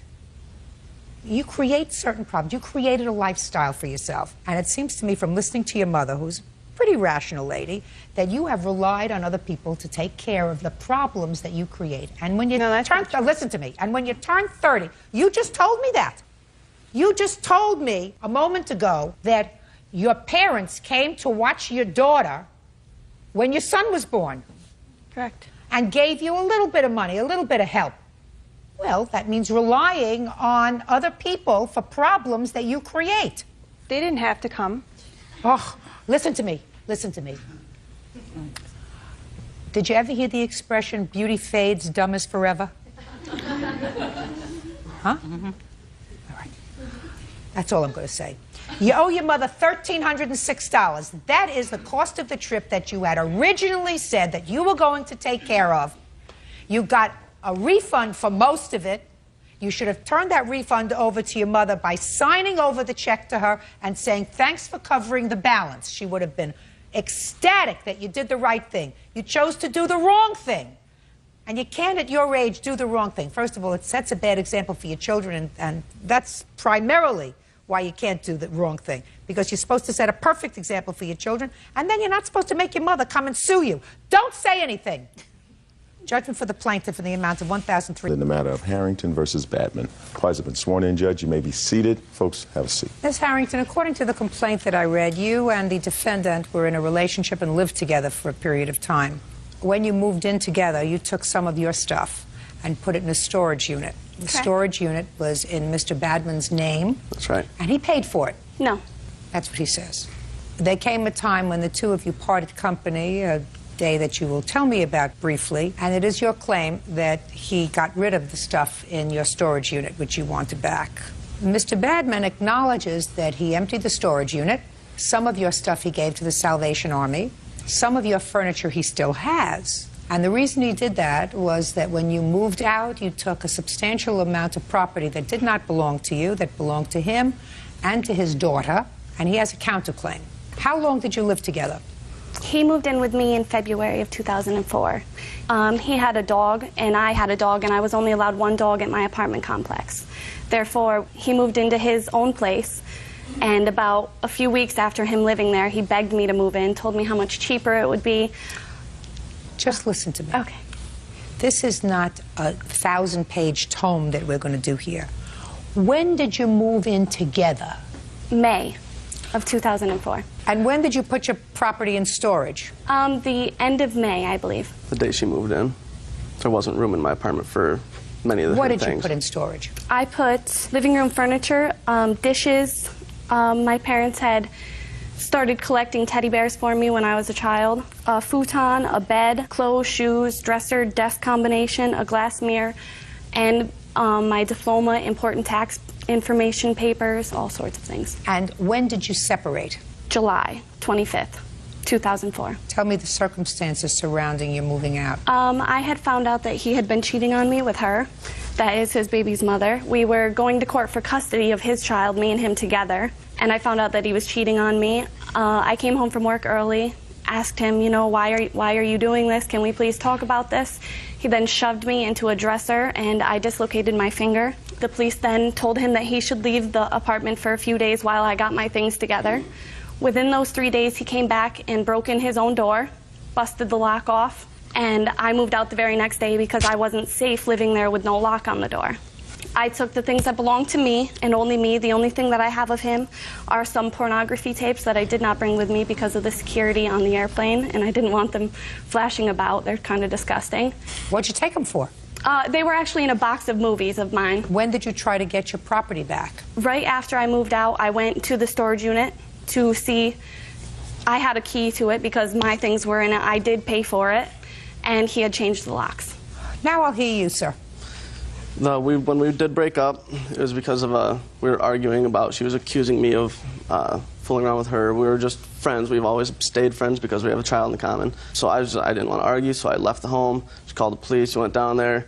She decided she didn't want to charge say anything because she told the police that I beat her up or whatever. So then we went to the police station. You she did. You broke said my anything. She did not file the report. Anything. She said. Don't say anything when he's testifying. You know how quiet he was when you were telling me your story? Mm-hmm. I read your complaint very carefully. You came home and you wanted to talk to him. That's what you said in your complaint. Correct. He was sleeping. No, he was up. It says, I'm reading from your complaint, things were going terribly for us, and he was served with an eviction notice. On July 25th, not June, on July 25th, 2004, everything came to a head. We were in an argument. I came home from work to talk to Fred. He was sleeping. Oh. And I tried to get him to talk to me. That's what you said. Okay, that's fine. And when you want to talk to somebody and they're sleeping and they don't want to communicate with you, you get angry. No, I was not angry. You weren't angry. No, I was not. No, you weren't angry. I was upset. You were living with somebody. You think he was fooling around with the mother of his child. According to you, you came home. You found him sleeping. You went in there and he didn't want to talk to you. And so he broke your finger. He did. Miss Harrington, I have no question that your finger got broken. Mm-hmm. I don't think he broke it. He wrote it in his report to the police. I actually have it. Oh, I'd like to see that. He said he broke your finger. I'd like to see that. Yes, it does I say that. squeezed her hand. And that was after she went and punched the wall It's about 20 highlighted in times yellow. around her. On the report, it says that there's no injuries to anybody. She didn't report any injuries to the police. No, right there there were none marked. I just wanted her to leave me alone. April started to poke me on the right side of my body with her finger. I told her to leave me alone. She continued to poke me with her finger, saying, "Stop being a blank jerk and talk to me." You know, you live long enough, you could practically write the scenario. I want to talk to you. Leave me alone. I just want to sleep. I don't want to talk to you. Leave me alone. I want to talk to you. Then you say, I rolled over and grabbed her hand. I cannot remember which I had grabbed, but it was her bad hand, and she started crying. April asked me why I grabbed her like that, and I said, because you keep poking me. I wasn't poking him. I really wanted to talk about it. I was very upset. Listen to me. I got it. You just told me you weren't upset. Listen to me. A moment ago, you said, I came home from work, I just wanted to talk, I wasn't upset. Listen to me, Miss Harrington. Your Honor, I wasn't angry. I was very upset. I was crying, hurt. I was not angry. Then what I'm telling you is, you upset, angry, whatever it was, you can't put your hands on somebody like this. And if they don't like it, which she said, you gave me the report. So you want to vouch for the truth of this report. No, just the part that you like. No, that's not true. If you read my statement also. I'm reading his statement. Okay. That's what you gave me. If you keep reading it, he also pushed me in the face and kicked me off the bed. And listen to me. He wanted you to leave him alone. So it's okay if he kicks me and... You shouldn't have put your hands on him. Okay. Miss Harrington, you put your hands on I wasn't hurting him. I was... Listen to me. You can't put your hands on somebody and continue to irritate them and expect them to do nothing. That's fine. Good. Judge Judy continues in a moment. He gave them to me willingly. No, I don't believe that. Madam, you just said to me, that's a fib. Fib. Because you just said to me, I took him out of spite. And later today... What else did you do with the car? I let April drive it. And April wrecked the car? Yes. You don't mind my yelling at him, do you? No, ma'am. Yes! Real cases, real people. Judge Judy. April Harrington says former live-in boyfriend Fred Badman sold her belongings after she moved out. Fred is countersuing, claiming April also stole from him. What property of hers did you give away to the Salvation Army? Things I gave away of hers, I went and retrieved all the stuff from the storage unit because I didn't want to pay anymore. What month did you do that? February 05, ma'am. So you left it there for 6 months? Many months I left it there. She asked you for the stuff back. I wanted my items back before I was going to give her anything. That's what I told her. What items were they? She took my entertainment stand, a bunch of movies. Just a second. Entertainment stand. What does that look like, sir? It's right here.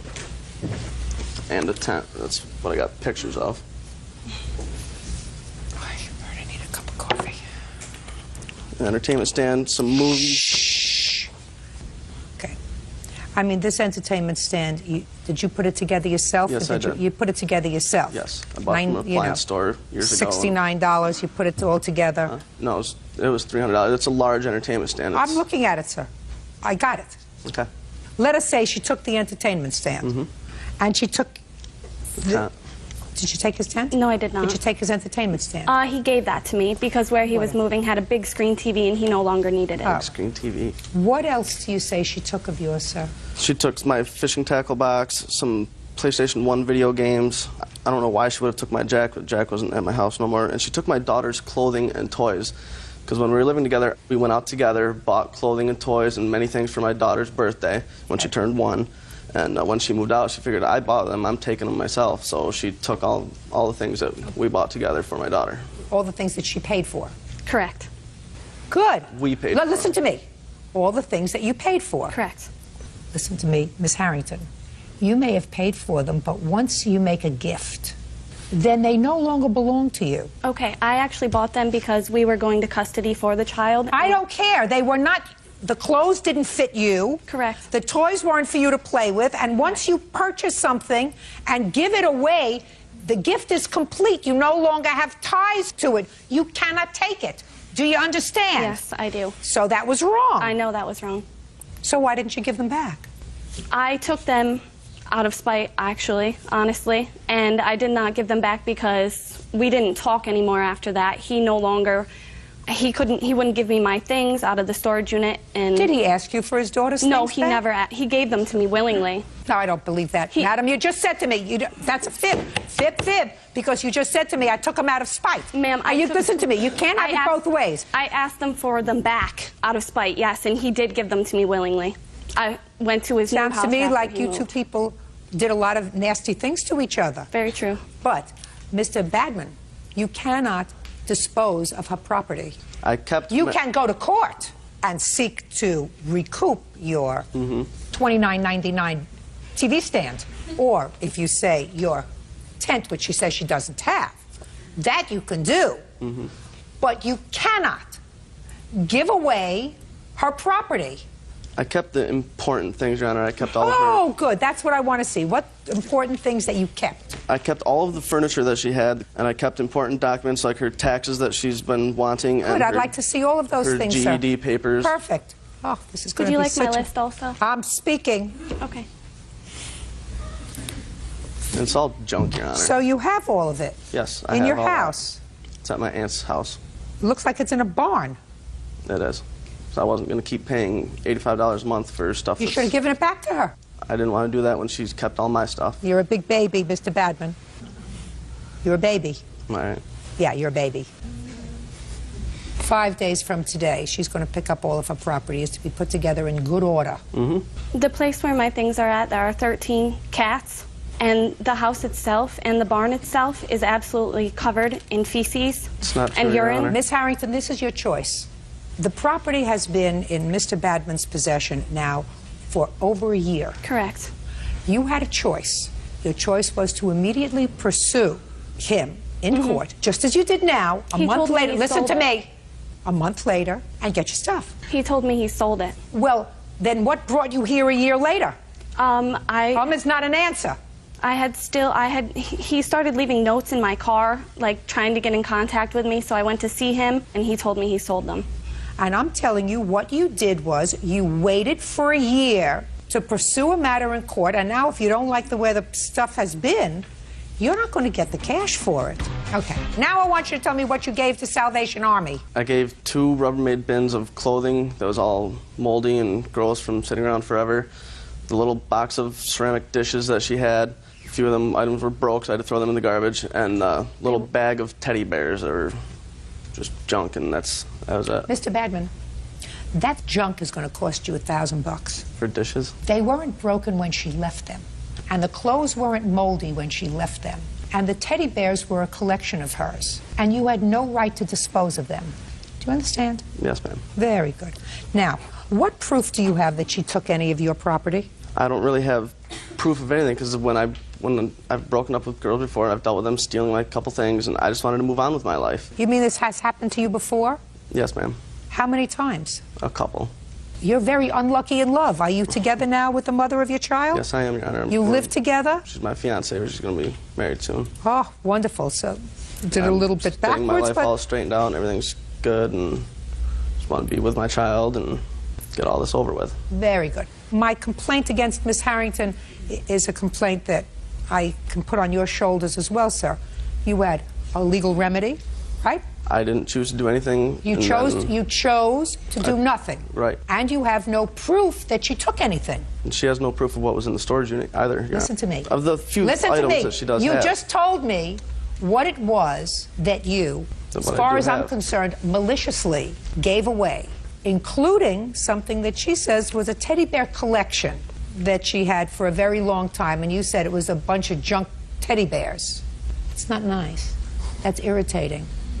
You told me that. She didn't. I wouldn't even look at her list. I asked you what you gave to Salvation Army. So your counterclaim's dismissed. 5 days from today, she's going to pick up all of her stuff. And you owe her $1,000 for the stuff that you gave away wrongfully. That's all. Step out. Thank you very much. How does that excuse you? May step out. She was fun. I made a mistake, and I didn't think of other things, anything else other than what was in my pants. We've been friends for 5 years. We've been together 4.5 years. We're getting married. He never cheated. He never cheated on her. Don't get involved with people with the last name Badman. And now the next case. All parties in the matter of Wamsley versus Martinez. Step forward. 19-year-old Preston Wamsley is suing neighbor Audrey Martinez and her son, 17-year-old Chris Rivera, for the cost of a Mitsubishi Eclipse. Preston claims Chris totaled the vehicle. You and the defendants are neighbors. This is her son, who is Christopher Rivera. 17. Yes. And this is your mother. At some point, Christopher came to your house and asked if he could borrow your car. You knew he was 17. Now, is not an answer in court. Is fine outside here. You Yes, Your say Honor. yes, no, whatever. Your Honor is a nice touch.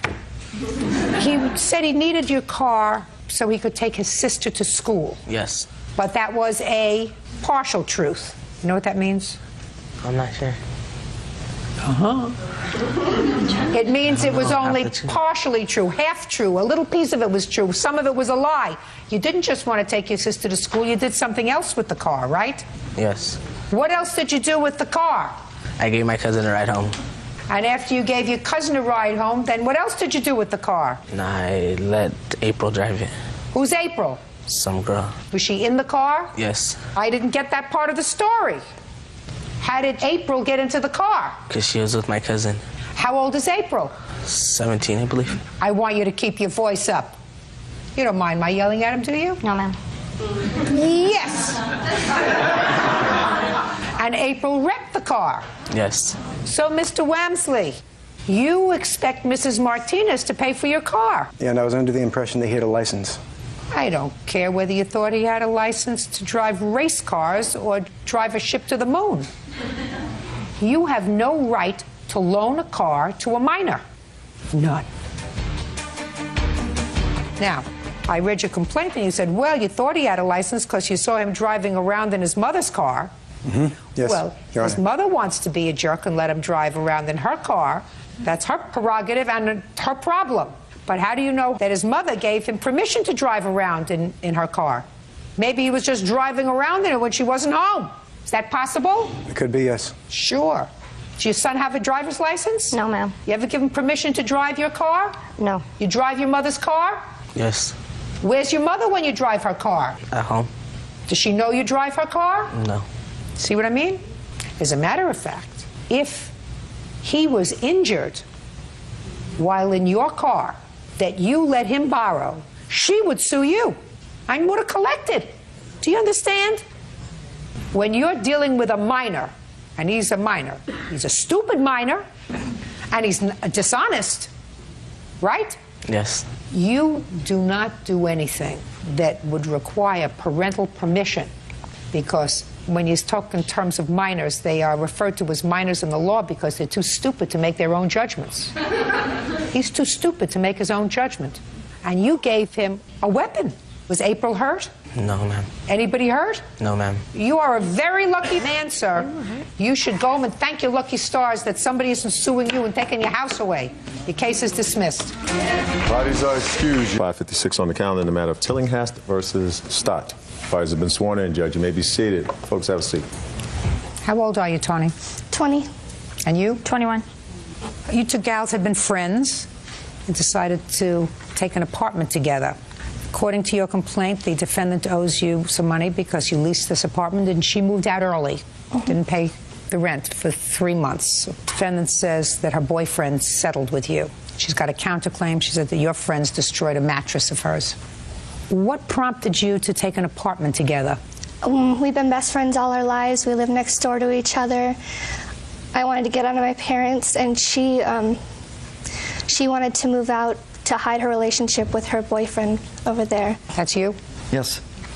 Okay. How old are you? 59. 60. I just turned 60 yesterday. Happy birthday. Thank you. You have children? Yes. How old? 35 and 37. When did you lease this apartment? In the end of May. And how long was the lease? 6 months. What was the rent? $965. So far, is all of that correct? Yes. You thought your parents wouldn't like the idea of going out with this gentleman? Correct. They think he was a little too old for you? Correct. When did you move out? August 27th, 2004. Why? The plaintiff here, which Tony, she had her friends over. They were drinking, smoking pot, drinking beer. There was condoms on the floor, and one of her friends had threatened me, so I called the police and I moved out. One of her friends had threatened you with what?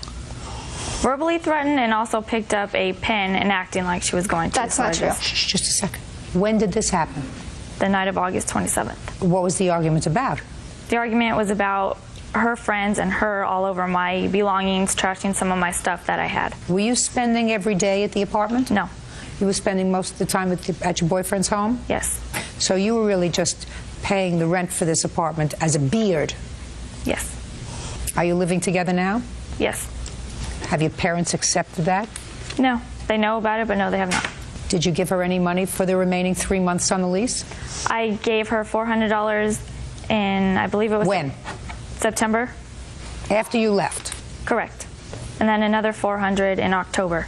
Why? Because the day was August 28th. It was a Saturday. After her friend had threatened to throw the manager off the balcony, again, the police were called. And when I moved out, there was a verbal agreement between her and I and my boyfriend that said we will pay you $400 this month and $400 next month to make a total of $800. Are you still living in the apartment? No. When did you leave? I left right after the lease because I couldn't afford it and my bills were past due. Tell me about your friends in the apartment. Do they spend a lot of time in the apartment, Tony? I have my witness, Ashley. She was in the apartment quite often because she was not doing well with her father, so she was there a lot. Interesting. Come on up. Talk to me. You're Ashley? Yes. You were spending a great deal of time in the apartment? Mm-hmm. How many days? 5 days a week? At least. And where did you sleep? In her bed. Whose in bed? Tawny's bed. Tawny's bed. And where did Yes. she sleep? She slept in her bed also. Did you pay rent? No. After the defendant moved out, did you continue to go there 5 days a week? No. Why not? I was looking for a job over at my dad's house. When did you stop going over there 5 days a week? Right after all the mattress incident happened. You mean right after August 27th? Yeah. That's miraculous. So you mean right after all of this happened, you stopped going over there 5 days a week? Well, because the manager didn't want people over there that wasn't paying rent, and they said that you couldn't be over there more than 72 hours. She didn't want any conflict, so I just stayed there by myself most of the time and just went out when I wanted to be with my friends. What were you doing at that time? Go to school? No, I just do housework and clean up at her house. She'd go to work and I'd stay there and do all the chores and laundry and clean. We had planned. What, are you kidding me or what? How old are you? 18. You get over on this baloney with your family? Huh? No. So what makes you think you're going to get over with this baloney on me? I mean, do you think that they hire me because I'm stupid? No. You think that they pay me all this money because I'm an idiot? You want me to believe that you're a house cleaner in her house. Is that what you want me to believe? That's what I do. What? That's what you do? Yeah. No, she just stayed with me. She was trying to look for a job, and in the morning she'd clean up, and help me out. What? She was helping me out by Are you a big slob? Why should you? You're one person. You're one person. Why should you need to have a brigade of people to take care of you? I was just helping her out because she needed a job and she couldn't stay with her dad, so she stayed with me a lot. Right. That wasn't the arrangement, Tawny, my dear. The arrangement with her is her apartment and yours. You want her to pay half the rent. You pay half the rent. The two of you live there, not the two of you and anybody that you feel sorry for.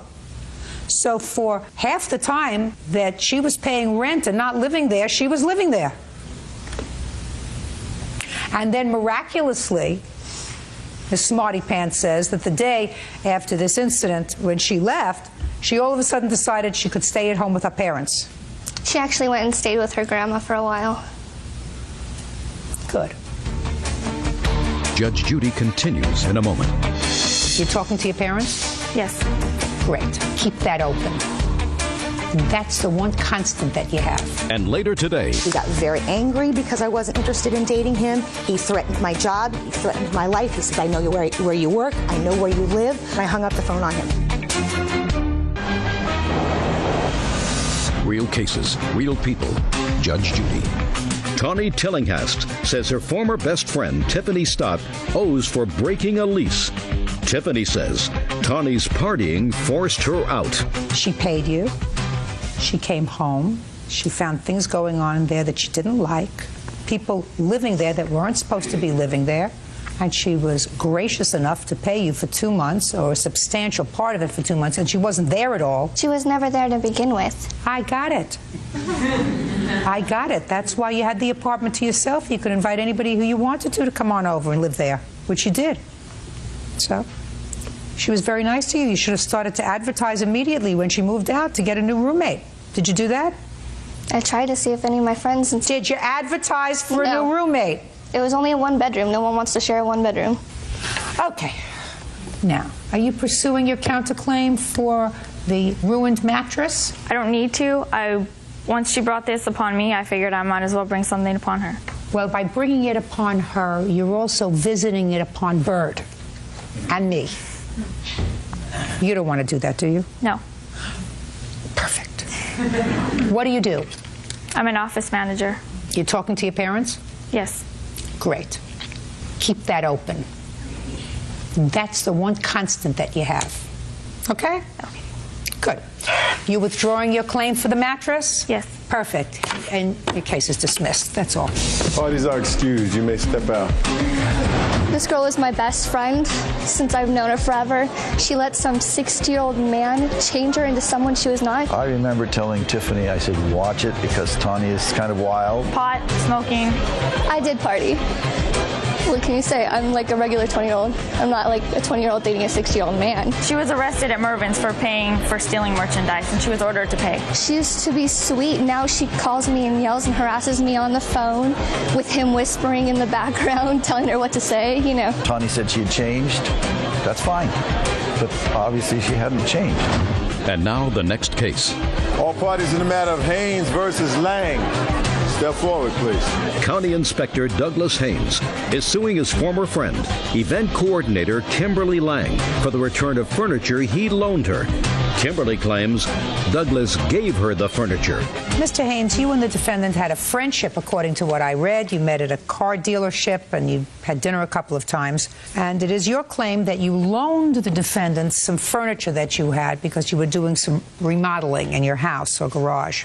And you now want the furniture back. Yes, Your Honor. Ms. Lang says that you never loaned her this furniture. You said that you were getting rid of it, but you'd like to have it. She said yes. She did in fact take the furniture because she was new to the area and didn't have any furniture that she had brought with her. That it was not a loan, but a gift. First, show me the furniture that you allegedly loaned to her.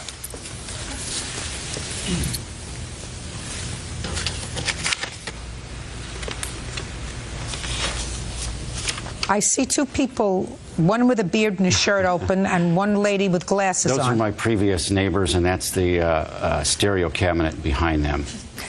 And then we have a brass bed. Yes. Okay. Two dressers, I see. What about this sofa? You want this back? No, it's 23 years old. Looks as if it was 23 years old. How long did you know Miss Lang before you loaned her this furniture? Approximately 1 month. And tell me the circumstances surrounding your loaning her the furniture. Well, I'm putting an addition on my garage plus a room on top, and there was some heavy beams I had to remove. I didn't want to damage it, so I was going to put it in storage. And Kimberly didn't have any furniture yet, so I mentioned that, well, if she can store it for me and use it, then that would help me out.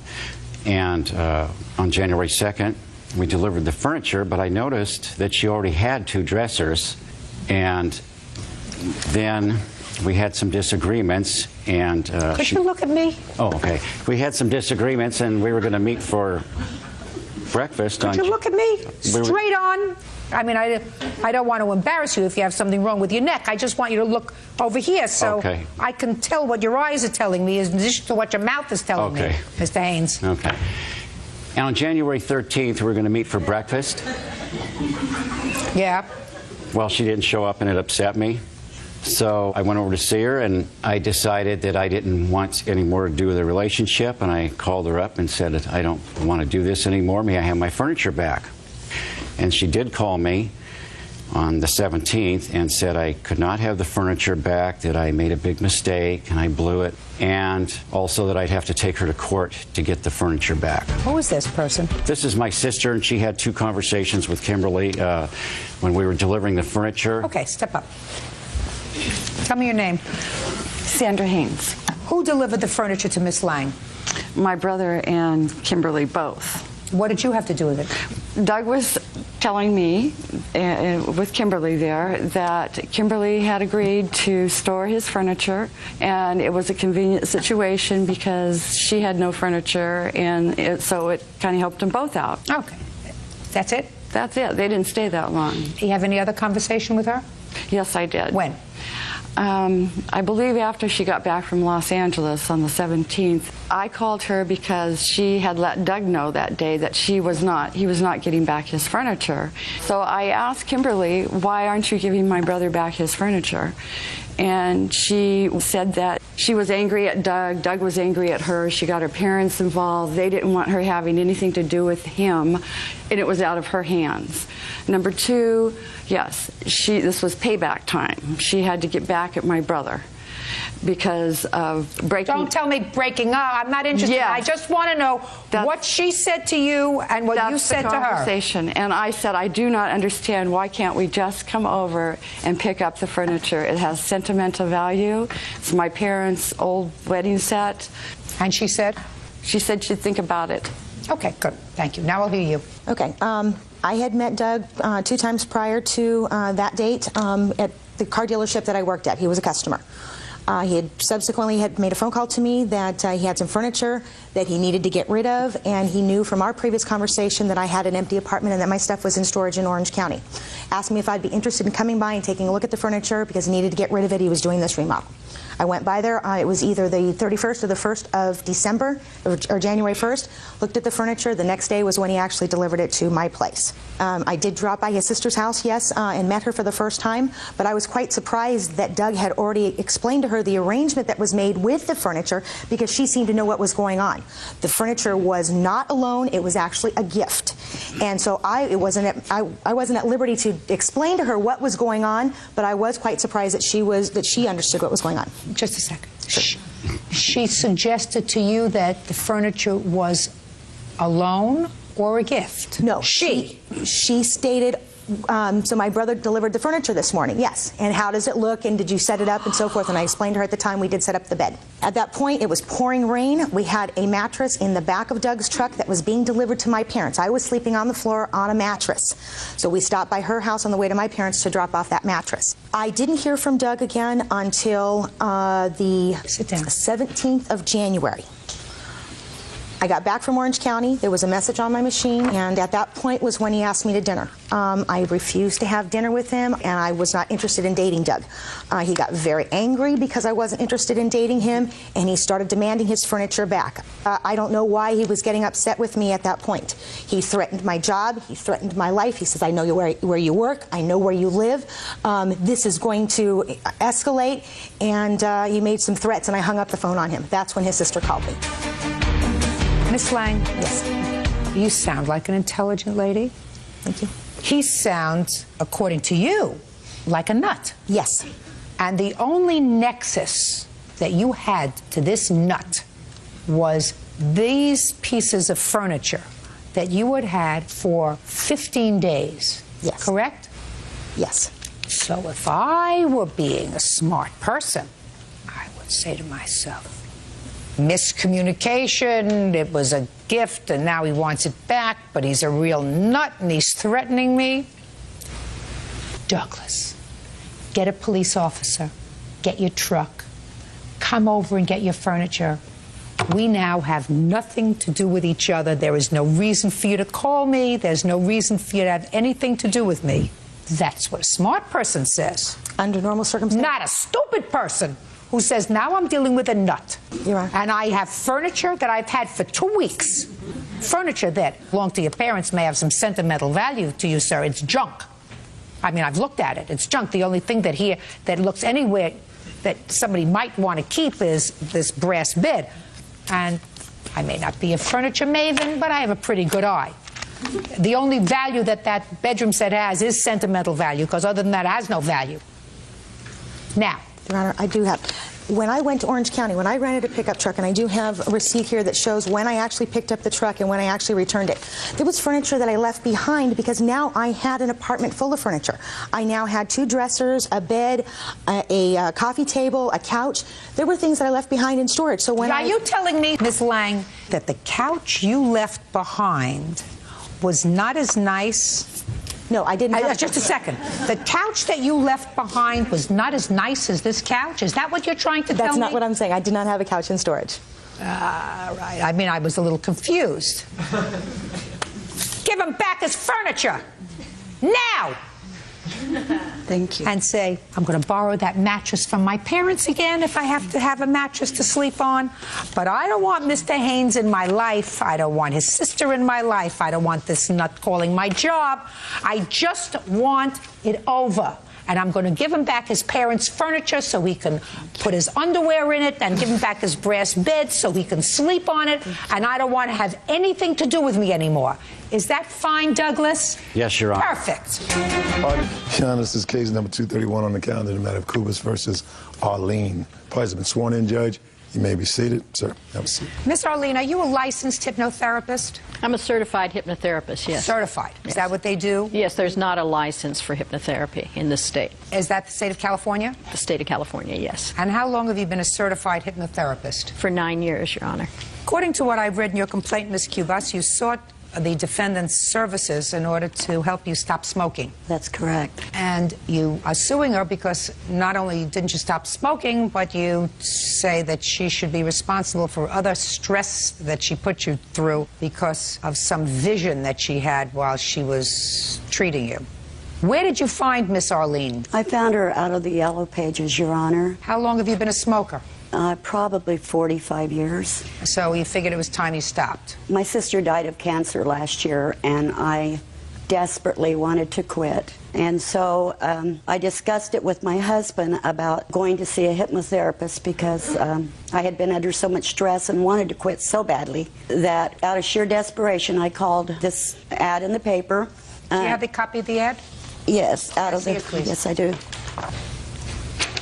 I explained to her my situation, and she told me that it was $295 and that she was 95% effective. The other 5% is usually people that smoke 3 to 4 packs a day. So I felt pretty secure in going to her, and she said, I have an appointment open at 12:30. This was at 11 o'clock. She said, can you be here? I live 50 miles away, but yes, I did go. And when I got there, I asked her how long had she been a hypnotherapist. She said 8 years. After this discussion, she asked me if I wanted to go ahead with it, and I said yes. So she proceeded to hypnotize me, and during this hypnotizing thing, the only thing she said pertaining to smoking was, when I want a cigarette, say to myself, I think I want a cigarette, but not now. Maybe later. Instead, I'll have a handful of grapes. Well, Your Honor, I ate so many grapes, I was having other problems. Just a second. Just a second. She never promised you anything other than to stop smoking. She promised me I wouldn't gain weight. No. But anyway, she told me after this session, she told me I had to give up Dr. Pepper, sugar, cream, milk, and I drink lots of water. I have a list of the things she told me to take. Just a second. What date was that, by the way? That was on July 12th. Okay. So on July 12th, you went there, and you were smoking up until the time you got to her office, I assume. Yes. When you left her office on July 12th, you tell me that you ate a lot of grapes the next day. Oh, yes. But you didn't smoke. Yes, I did smoke, Your Honor. How much did you smoke the next day? I smoked maybe 6 or 8 cigarettes. Which is a lot less than you would smoke previously. Yes, but Okay. When were you supposed to go back? I was to go back Wednesday on the 13th or 14th. I was to go back July 14th. So to skip a day. Did you go back on the 14th? Yes, I did. What happened when you went back on the 14th? I had complained to her about my bladder hurting me, and I had told her that I was still smoking. And she said it was probably the toxins emptying out of my body that was bothering my bladder. And she told me that I looked scattered. And I said, it's because I'm still smoking and I'm upset. And she said, well, it's going to take more than the 2 sessions, and it'll take a week. She said, give me a chance. So she calmed me down and took me back and did the same thing almost that she did the first session. So I left there feeling a little more calmer, and I was to go back the following day on a Thursday. And when I got there that time, Your Honor, we went back to the therapy room, and the first thing she did was ask me if I knew of anyone with a man with an oval face, a beard, long hair, and lots of wrinkles. And I said, no. And she said, well, could it have been your deceased son? And I said, no, my son was young, and he didn't have a beard. And she said, well, I didn't get a real good look, but she said it may have just had a mustache, because I told her my son had a mustache. The day before, she did something to me during hypnosis, of doing something with her hands. I didn't quite understand what it was. She said she realized that she had not done my feet, so she went back to do my feet. And she said when she went to do my feet, she turned and she saw this image that she had described to me, grimacing and cringing in my solar plexus. In your stomach? Yeah. Go ahead. And she said she wasn't going to tell me, but she talked to her psychic daughter, and her daughter said she felt like she should discuss this with me. Well, before the last session, she asked me if it was possible during this hypnosis session if we communicated with this entity. And I said, well, sure. I mean, I felt, what the heck's going on? I said, what could it be?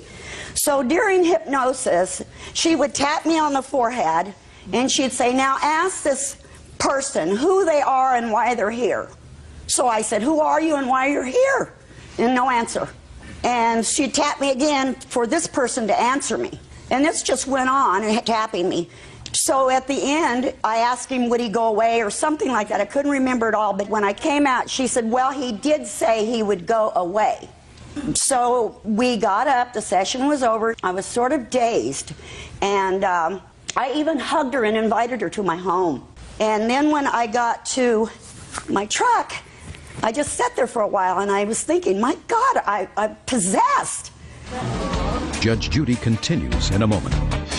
There are some people that believe in these psychic sightings and some people that don't. It frightened me. I've never had that happen to me. And later today, He threw Mrs. Yeager's son up in the air, and he didn't catch him.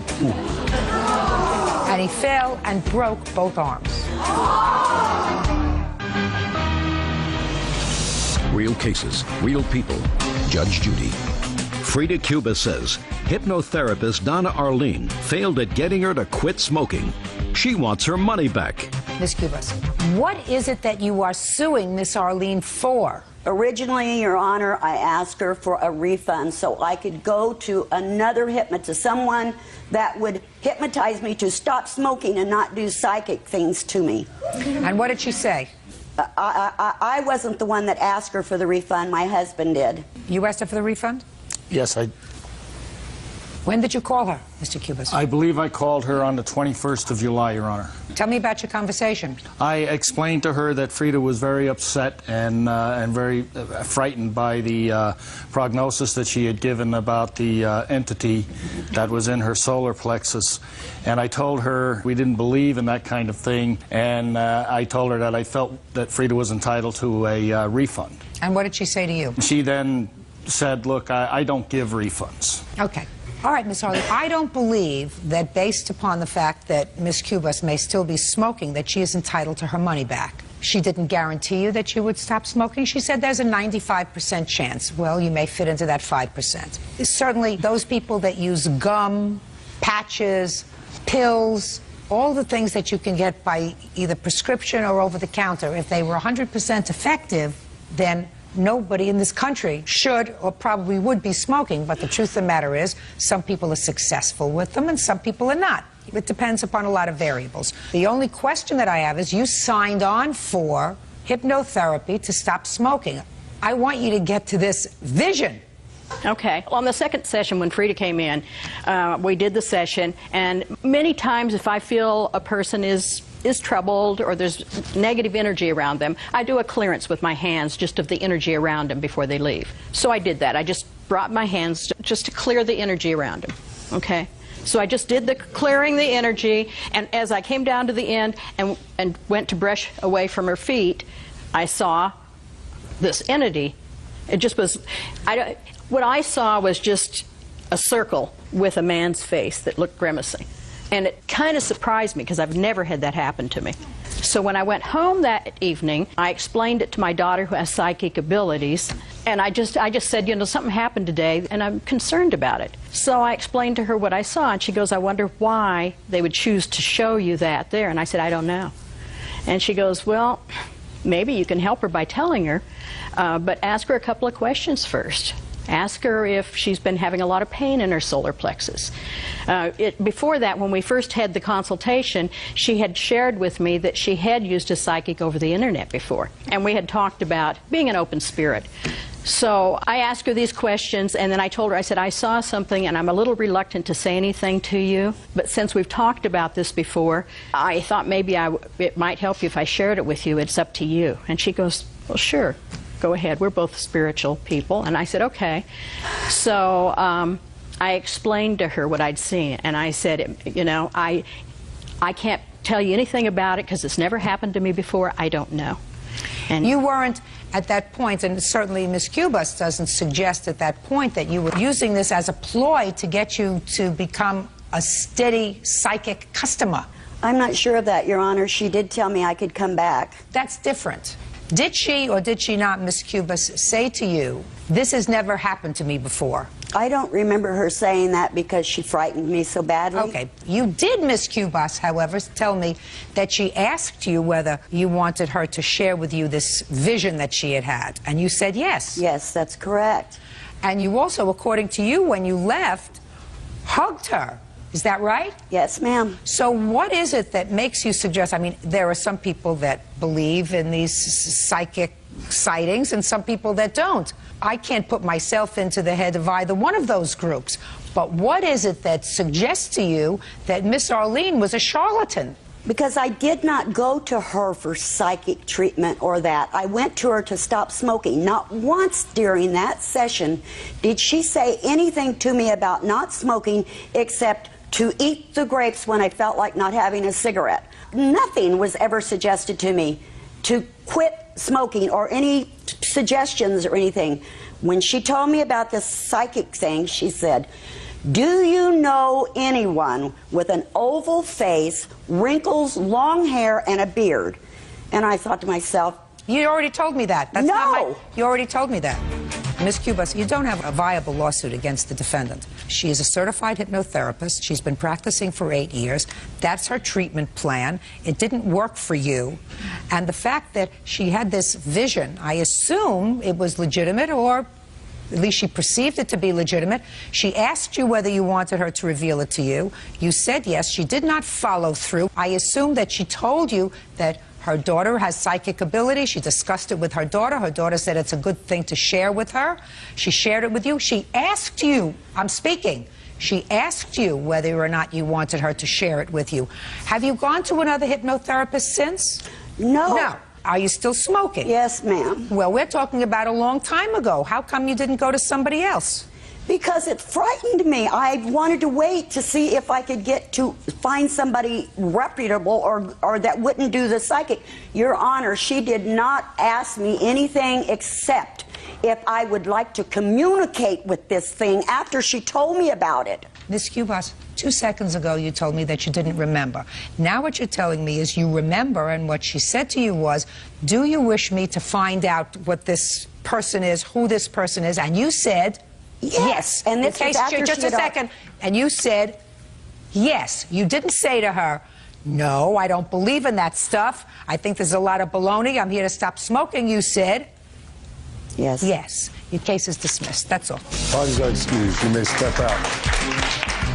That's one of the best ways to quit smoking. When I wanted a cigarette, just say, Play a better game of golf. I think I want a cigarette. Get rid of fears, phobias. But not now, later. Pass tests, do public speaking. I think I'll have a handful of grapes. I never told her to eat grapes. Well, how many grapes can one person eat before they start having other problems? And now the next case. All parties in the matter of Yeager versus Sutton. Step forward, please. Operations trainer Brenda Yeager is suing construction worker Albert Sutton for medical bills and pain and suffering on behalf of her 8-year-old son Jacob.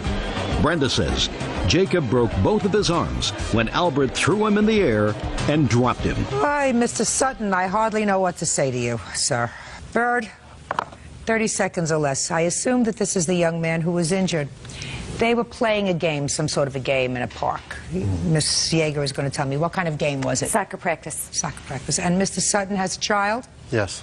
Who was also at the soccer practice. And during a break in the activity, Mr. Sutton was playing with the kids. He is not a bad man. He is not an evil man. He's not a malicious man. He's just, let me be kind, short-sighted. So he was throwing his son up in the air, right? Yes. And when he got finished throwing his son up in the air and catching him, he threw up Mrs. Yeager's son. I mean, he didn't throw up Mrs. Yeager. He threw Mrs. Yeager's son up in the air. And he didn't catch him. And he fell and broke both arms. That's what happened. Yes, ma'am. Is that right? Yes, ma'am. And he was in casts, and he was out of commission for a while. When did this happen? October 28th, 2003. And Ms. Yeager is suing Mr. Sutton for $5,000 for both their out-of-pocket medical expenses and for pain and suffering. So now that I've given you the backdrop, because this is not difficult, the facts were not difficult, they were almost conceded by the parties, Mr. Sutton, I will hear you. When my son had his break, he asked me to throw him up in the air. I caught him. Other kids saw it. They asked their parents if they could do it. I threw up 4 or 5 other kids before I got to Jacob. Jacob, I threw up. He pushed off my chest. I couldn't catch him or get to him as quick as possible. And that's when he fell and hit the ground. But he asked his dad for permission, because my son even saw him go over and ask him and hurt him. Did you give permission to Mr. Sutton to throw your son up in the air? No, ma'am. Tell me your name. Matt Reisenbeck. What did you hear, Matt? I heard Jacob walk up to his dad, and he asked his dad, he said, "Dad, could that guy throw me up?" And his dad said, "Yeah." Sit down. Okay, I like analogies. Let's say you were a very experienced archer. And what you used to do with your son was you would have him sit under a tree and put an apple on top of his head. And split the apple in 2 with your bow and arrow. And your son was used to that. And he would sit there very quietly, very still, and you thought it was okay to do that. And then Jacob said, "Oh, I want to do that." And let's say I believe your son, which I don't, that he heard him go over to his father and said, "Could I sit under a tree and let Mr. Sutton put an apple on top of my head and try to knock it off with an arrow?" And his father, in some psychotic break, said, "Sure." And Jacob sat under the tree. He put an apple on his head. Unfortunately, Jacob wasn't as good at it as your son, and he zigged. And you got him instead of the apple. Whose fault would that be? Jacob's? No, ma'am. His father's? No, ma'am. You get my point? Mm-hmm. Judgment for the plaintiff and the... Morning, Judge. You may be seated. All right, the engagement didn't work out. Why can't you two folks just, you know, put a period and get on with your lives? Any reason? You want your engagement/wedding ring set back. Yes, ma'am. And you claim that the defendant also took money out of a bank account. Yes, ma'am. The defendant wants her engagement necklace back that she gave you. She wants reimbursement for some jewelry that you pawned of hers. And she wants a return of money that she said she put in your joint bank account that you were supposed to be saving. Were you living together when you were engaged? Yes, ma'am.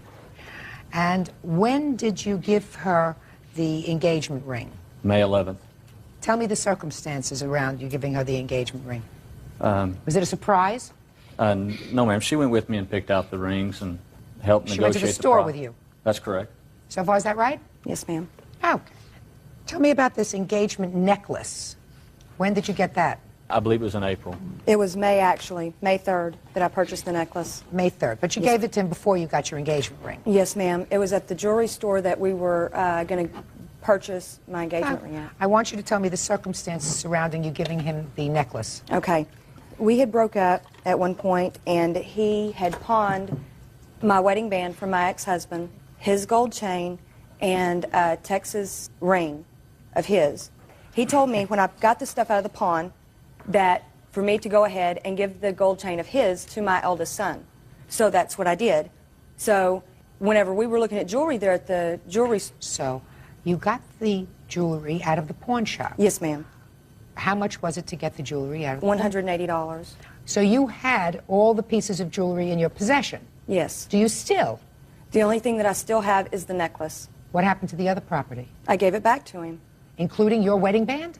No, this is my wedding band from my ex-husband. Well, so you kept that? Right, because that was not from him. It wasn't his. No, I understand that, but okay. you kept that? Yes, ma'am. Okay. And you kept the gold necklace? Correct. What kind of gold necklace is it? It's a Figaro chain. Can I see it, please? And he told me to give it to my oldest son, Jeremy. Okay. So, in which I got it back from Jeremy. Okay. Fine. Let's get to the necklace that you got him. Did you buy it on the day that you bought the engagement rings? No, ma'am, because we went to another jewelry store and found something less expensive, and we purchased those, which was just a few days within one another. How much did you pay for this necklace? $525. You have the receipt for it? It's on the back of my check. They did it like if it was a credit card.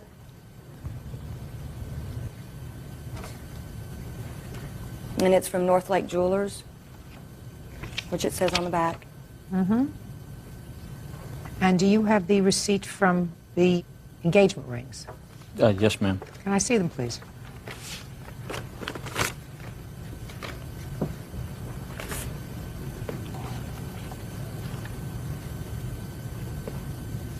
Okay. Where is the necklace? It's at home. You want your rings back? Your rings are clearly more expensive than the necklace. Yes, ma'am. So why don't you give her the necklace back and she'll give you the rings back? Well, because it was not an engagement gift. It was a gift to replace... A gift to replace what? Part of her story's online, but the necklace part, I didn't tell her to give it to her son until after she had already gotten it out of pawn, and I knew it was in her possession at that time. She wasn't going to give it to me anyway. Because you were fighting at that point? That's correct. Yeah. But when we got back together, I did tell her, you know, I want my necklace, because I was afraid she had given it to somebody else. What did you do with the money that you pawned the stuff for? I bought groceries and stuff for her and her kids. Is that right? No, I don't know when he pawned it or what he did with the money. Let me ask you this question. I don't know. You were living together for a period of time, for this period of time, is that right? Yes, ma'am. Were you working?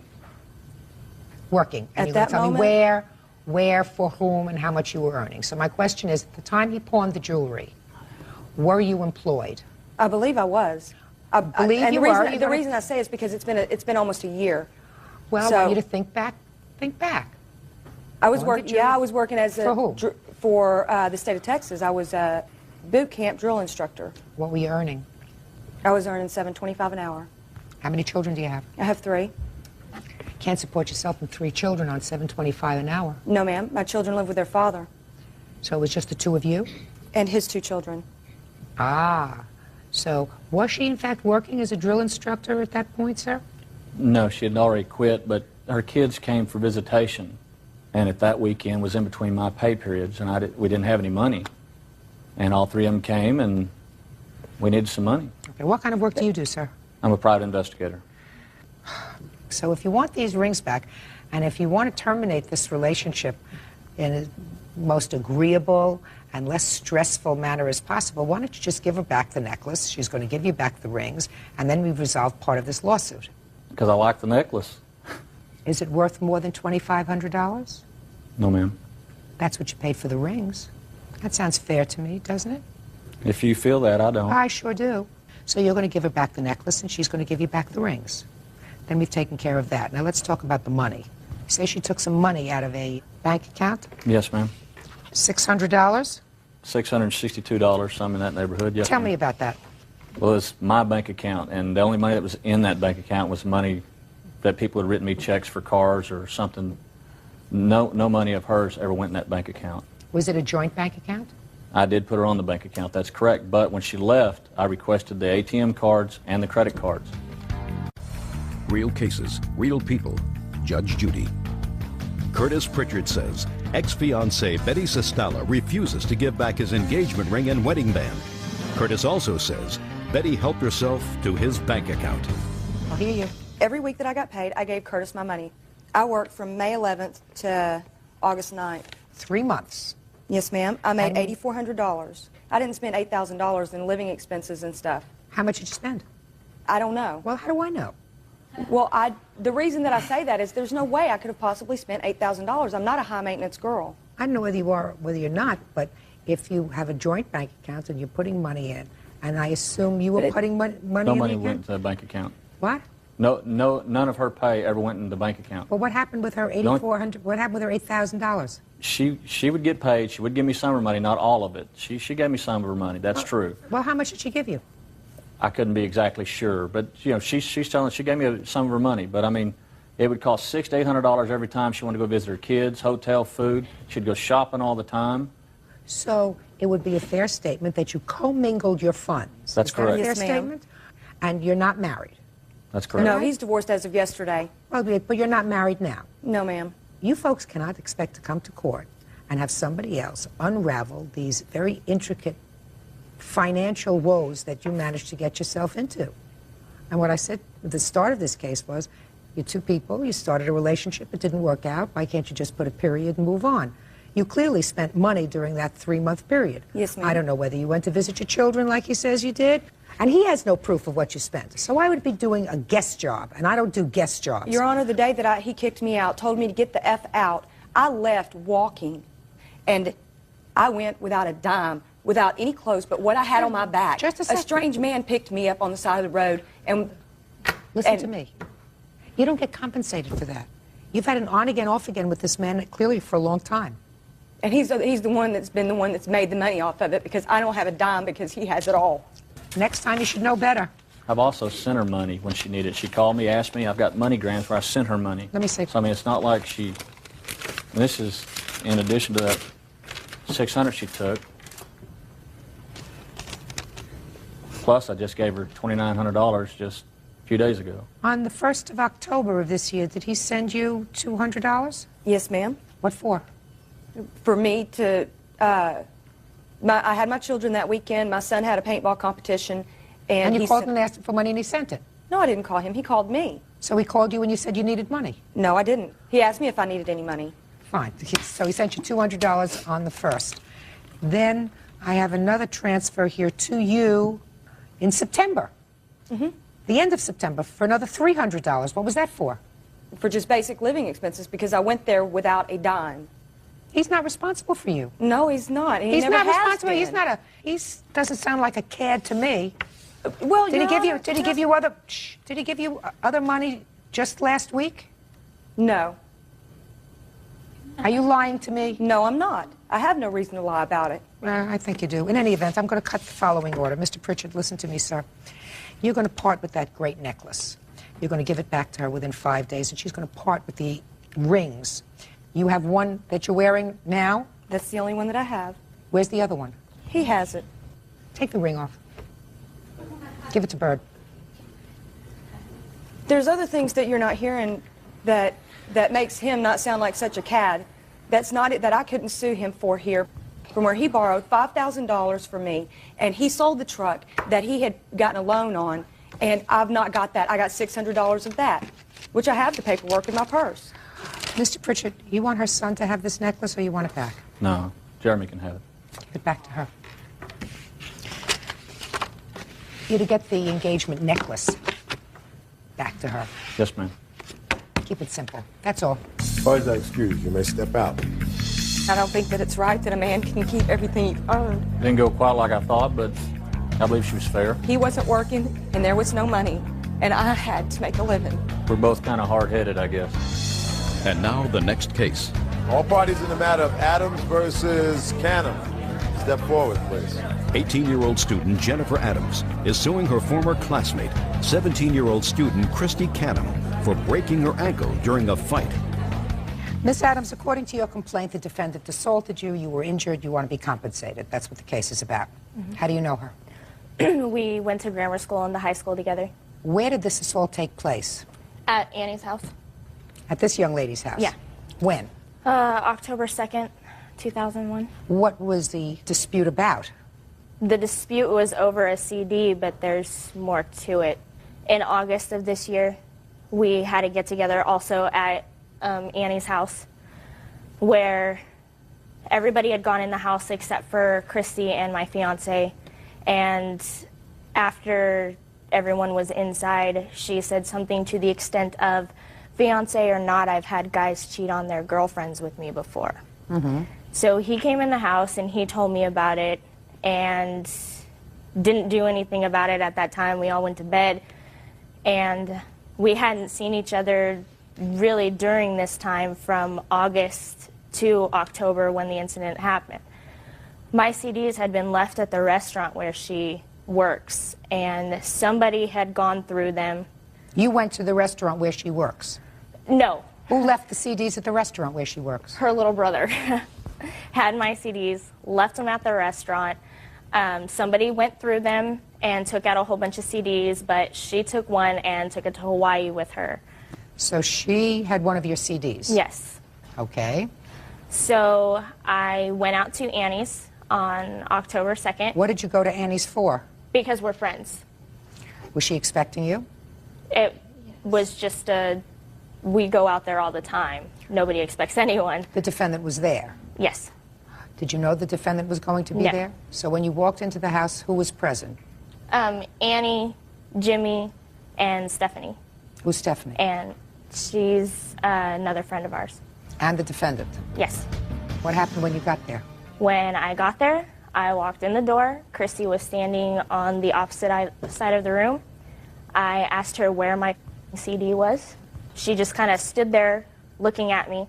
And I said, you heard me, where is my CD? She said, at my house. And I said, well, you better get it. And she asked why I was yelling at her. I said, because I didn't like her anyways, and her stealing my CD was the last straw. She asked me why I didn't like her. There was more arguing during this time, but when I said that I didn't like her, I said it was because she was a scandalous. And I went to walk into the kitchen, and I turned my back. She was sitting in a chair.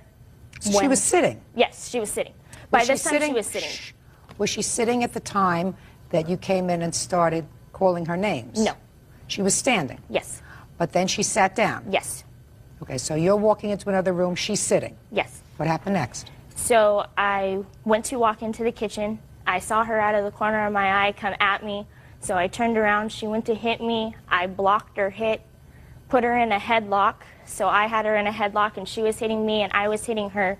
She couldn't get away from me, so she turned me sideways, pushed me to the ground, snapping my ankle in 2 places. And Annie came over and pulled her off of me. When she did, Christy kicked me while I was on the ground. And then Annie helped me up. I walked into their computer room because that's where Stephanie was. It was about 10 feet. And Annie came in to see if I was all right, and I said, no, you need to take me to the emergency room. I can't walk. Jimmy came and picked me up and carried me to the car. While he was carrying me to the car, she was standing on the steps of the front of their house, yelling, you stupid, get back here, I'm going to kick your ass. I couldn't even stand. So Jimmy puts me in the car, and we're going to the emergency room. I told Annie, I said, she hit me first. Annie goes, I know, but she's only 17. She didn't hit you first. It's not what you just told me. It's not what you just told me at all. You said she went to hit you, and you grabbed her and put her in a headlock. She went to hit me, and I blocked her hit. She was still coming at me, and that's why I put her in a headlock. That's not what you said to me. You said, according to you, she went to hit you, you blocked her, and put her in a headlock. That's Yes. what you just told me. And I put her in a headlock because she was still coming at me. And we were And what did hitting you each do other. when you put her in a headlock? She was hitting me and I was hitting her. So you had a fight? Yes. And you got the worst of it? Not, she pushed me to the ground and busted my ankle. She pushed you to the ground during the course of a fight that you started. She came at me. She pushed you to the ground during the course of a fight that you started. I was walking away from the situation and she came at me from After you had behind. started it. So if you were going to testify, is that what you would testify to? Exactly what she said? Huh? Yes. Perfect. Somebody's going to always get the worst of a fight. Isn't that right, Bird? It's usually how it happens, Judge. Usually how it happens. This time you got the worst of the fight. You walked into your friend's house and created a scene, and you didn't get any response from her the first time. You said to her, give me the blank CD. Give me the blank CD. Then, clearly, according to you, I'm not even going to her. According to you, she was standing, but then she sat down. And then you continued to call her names. We were yelling at each other. She didn't start yelling at you. You walked in and immediately, according to you, started to call her foul names. Right? Yeah. So you got a broken ankle? Huh? Well, You got a broken ankle during the course of the fight? Yes. That's what happens. Suck it up. That's all. Parties have been sworn in, Judge. You may be seated. Mr. and Mrs. Ward, this is your daughter? Yes, it is. Your daughter is now 18. You turned 18 in July? Yes. According to your complaint, sometime before your daughter was 18, you bought a car. The car was supposed to be her car. Is that right? Yeah. And you claim that she owes you money for the car, which was repossessed because she didn't make payments that she was supposed to. Exactly. Yes, That she owes you for rent because she lived in your home after she turned 18 for a few months without paying you any rent. Right. And that she had an accident in the car, causing some damage to the car. Right. Yes. Let's start with the car. When was the car purchased? March of last year. And what was your arrangement with your daughter? I purchased the car for her so she can go back and forth to school and to work. So she was going to school? Going to school and going to work also. How did she do in school? Basically, okay, C average. Have you give you any trouble at home? I'm talking No. about trouble, drugs, No, alcohol, definitely not. No, definitely. arrests, nothing. No. Yes. Oh, yeah, it was one arrest. Shoplifting. From a department store? Targets, yes. Okay. And nothing came of that, but that was the only problem that you had with No, her. that was it. So basically, she was a good kid. Yeah. Okay. So? January, February, March, the car was not being paid on. You know, she always showed responsibility. She go ahead and pay the rent of the car and everything and show me the receipts. You know, and then sometimes I wouldn't even bother because long as the car, nobody called me and said, well, the car hasn't been paid on or anything, which I had never got no paperwork of that. So I just assumed everything was fine. And then all of a sudden one morning I was going to work in my own car and I went outside and the car was gone. So in the meantime, I had to go get a loan to get the car out of hock. No, Your Honor, that's not true. She had the loan before the car got repossessed. I'm still listening. Okay. So Anyway, we asked my daughter when she was at the house, did she pay December, January, February? It was in March when we got the loan. She told us the receipt was in the car. Okay. The receipt was not in the car. Took the car out of hock. She was with us, brought the car home. Then the day of her graduation, I was dressed to go to her graduation. And she decided to get flipped with me. what did she say? I asked her what was taking them so long getting dressed so we could go to her graduation. She told me, it ain't none of your business what I'm doing right now. You just be calm and I know what I'm doing. I said, you're being late. I said, I asked y'all to do this 2 hours ago. Your Honor, that's not true. And just a second. I said, you're staying in my house. I said, you're 17, you almost graduate. I said, you're going to make your mistakes here before you make it out in the street. So I can explain to you what's going on. Tell me about the rent money that you want from your daughter. Okay, the first time she left was on her graduation day. She left out the house. In June? Yeah. She went by my sister's house and stayed. My sister kicked out, and I told her to come back home. That's when I told her, when she come back home, she got to pay for rent. Had she ever paid towards the rent before? No, she haven't. She never had to. She ain't never had to. I ain't never made her pay rent. That was But just- since she was being flipped with her mouth and doing things saying she was grown and she could do this, she could do that, I felt that she needed to pay rent. So that's the rent you're talking about. How many months did she live there? 1. 2.5. Did she ever pay you any rent? No. He never And paid tell him. me about the accident that she had. Somebody sideswiped her. Let me see the picture.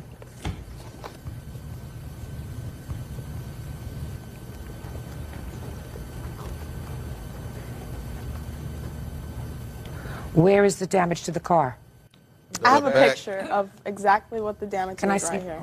Okay, thank you. That's the close-up of what you already have.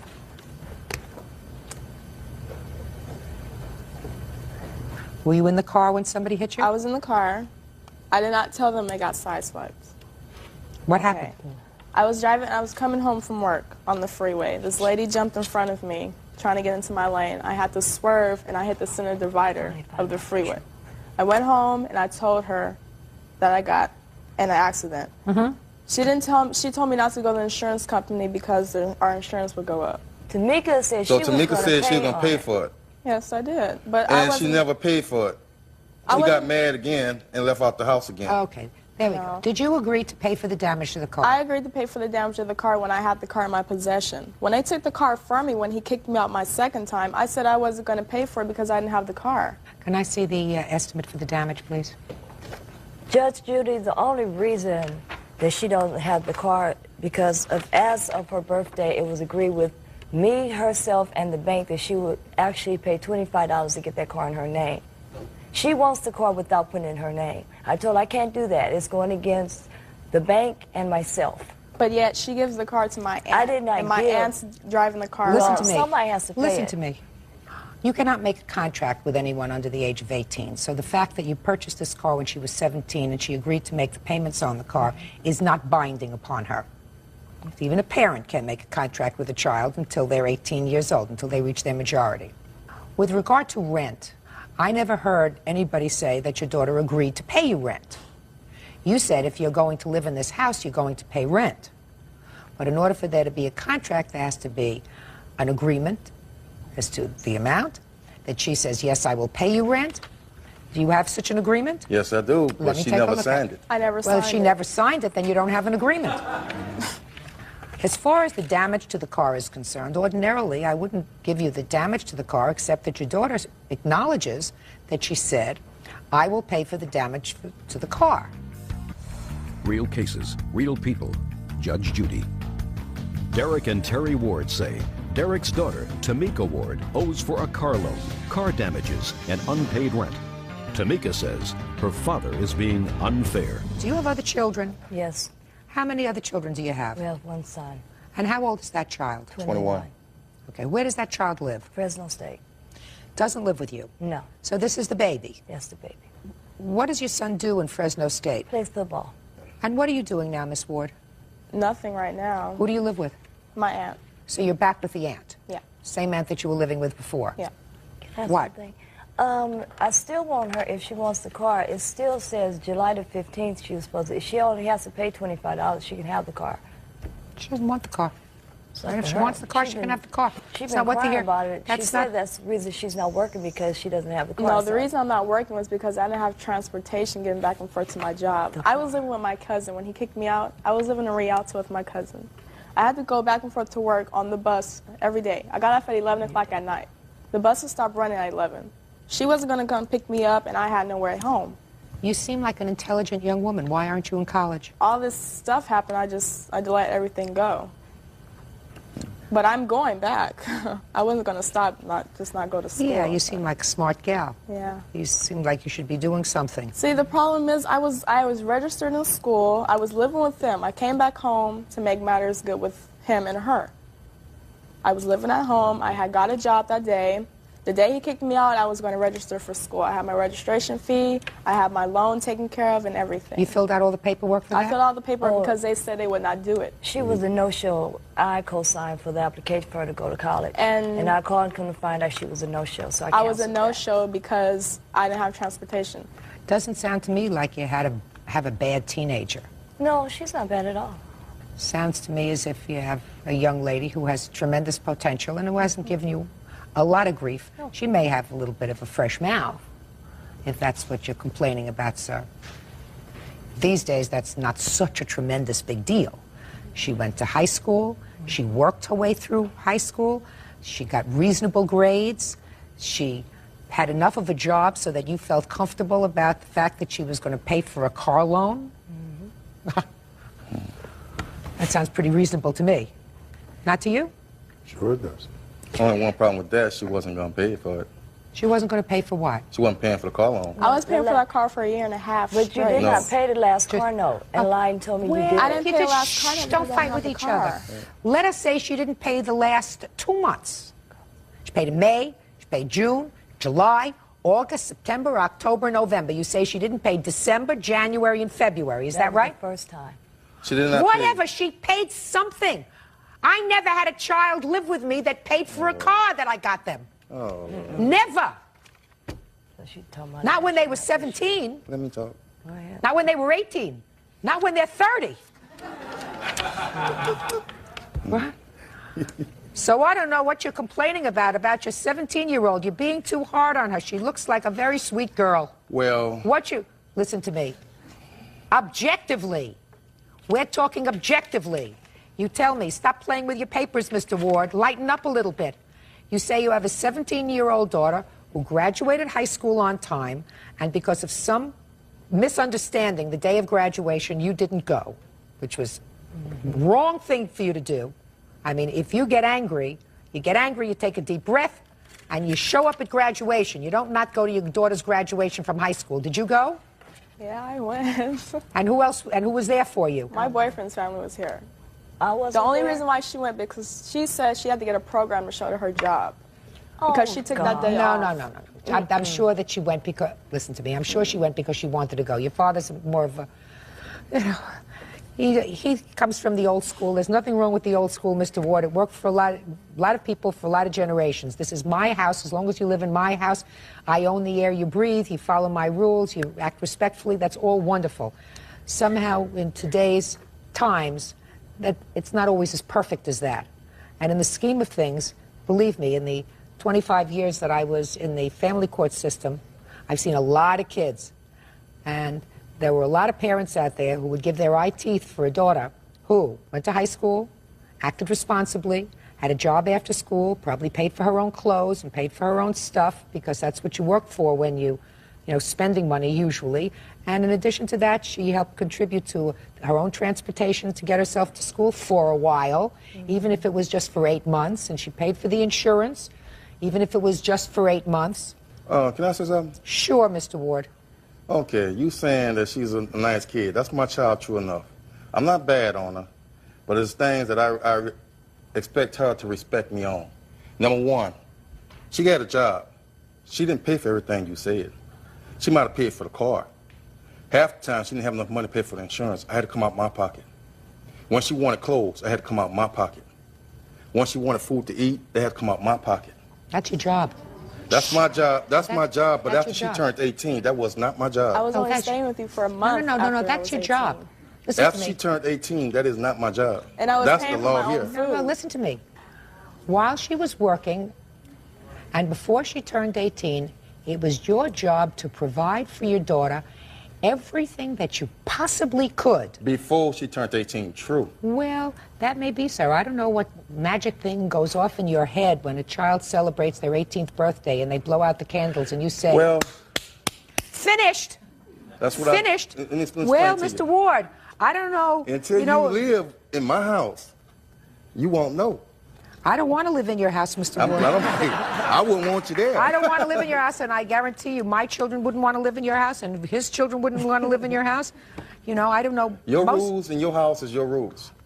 Absolutely right, Mr. So my Ward. rules in my house is my rules. And I understand that, and I appreciate that. At least but my, as a my, parent, my child, as me being a parent, I haven't raised no kid to be a gangbanger or anything else. and you did very well with her. No, I have not. But you did. Because the time is now. The law changed so much that kids right now, instead of listening to their parents, they listen to people in the street. It is not a perfect world, sir. I didn't say it was. You're not paying attention. I am paying attention. It's not a perfect world. Children are different now. They're exposed to different stimuli. But we look at children, if I look at children objectively, and I look at your daughter objectively, she was a reasonably responsible teenager. No. You didn't have to take her out of rehab and put her back every other Tuesday and Thursday. I never been in no rehab. Let's put it like this here. I had to take her from different places. One was from jail. You mean when she shoplifted? When I shoplifted. Because she was told before she did it, don't do it. Just a second. I'm not talking about that, Mr. Ward. I'm talking about rehab. You talking about somebody been going drinking? No, I'm saying to you, kids get involved in a lot of things. Your daughter doesn't deserve any medals because she didn't, and because she seemed to have grown up well, probably because she lived in a household where there were rules.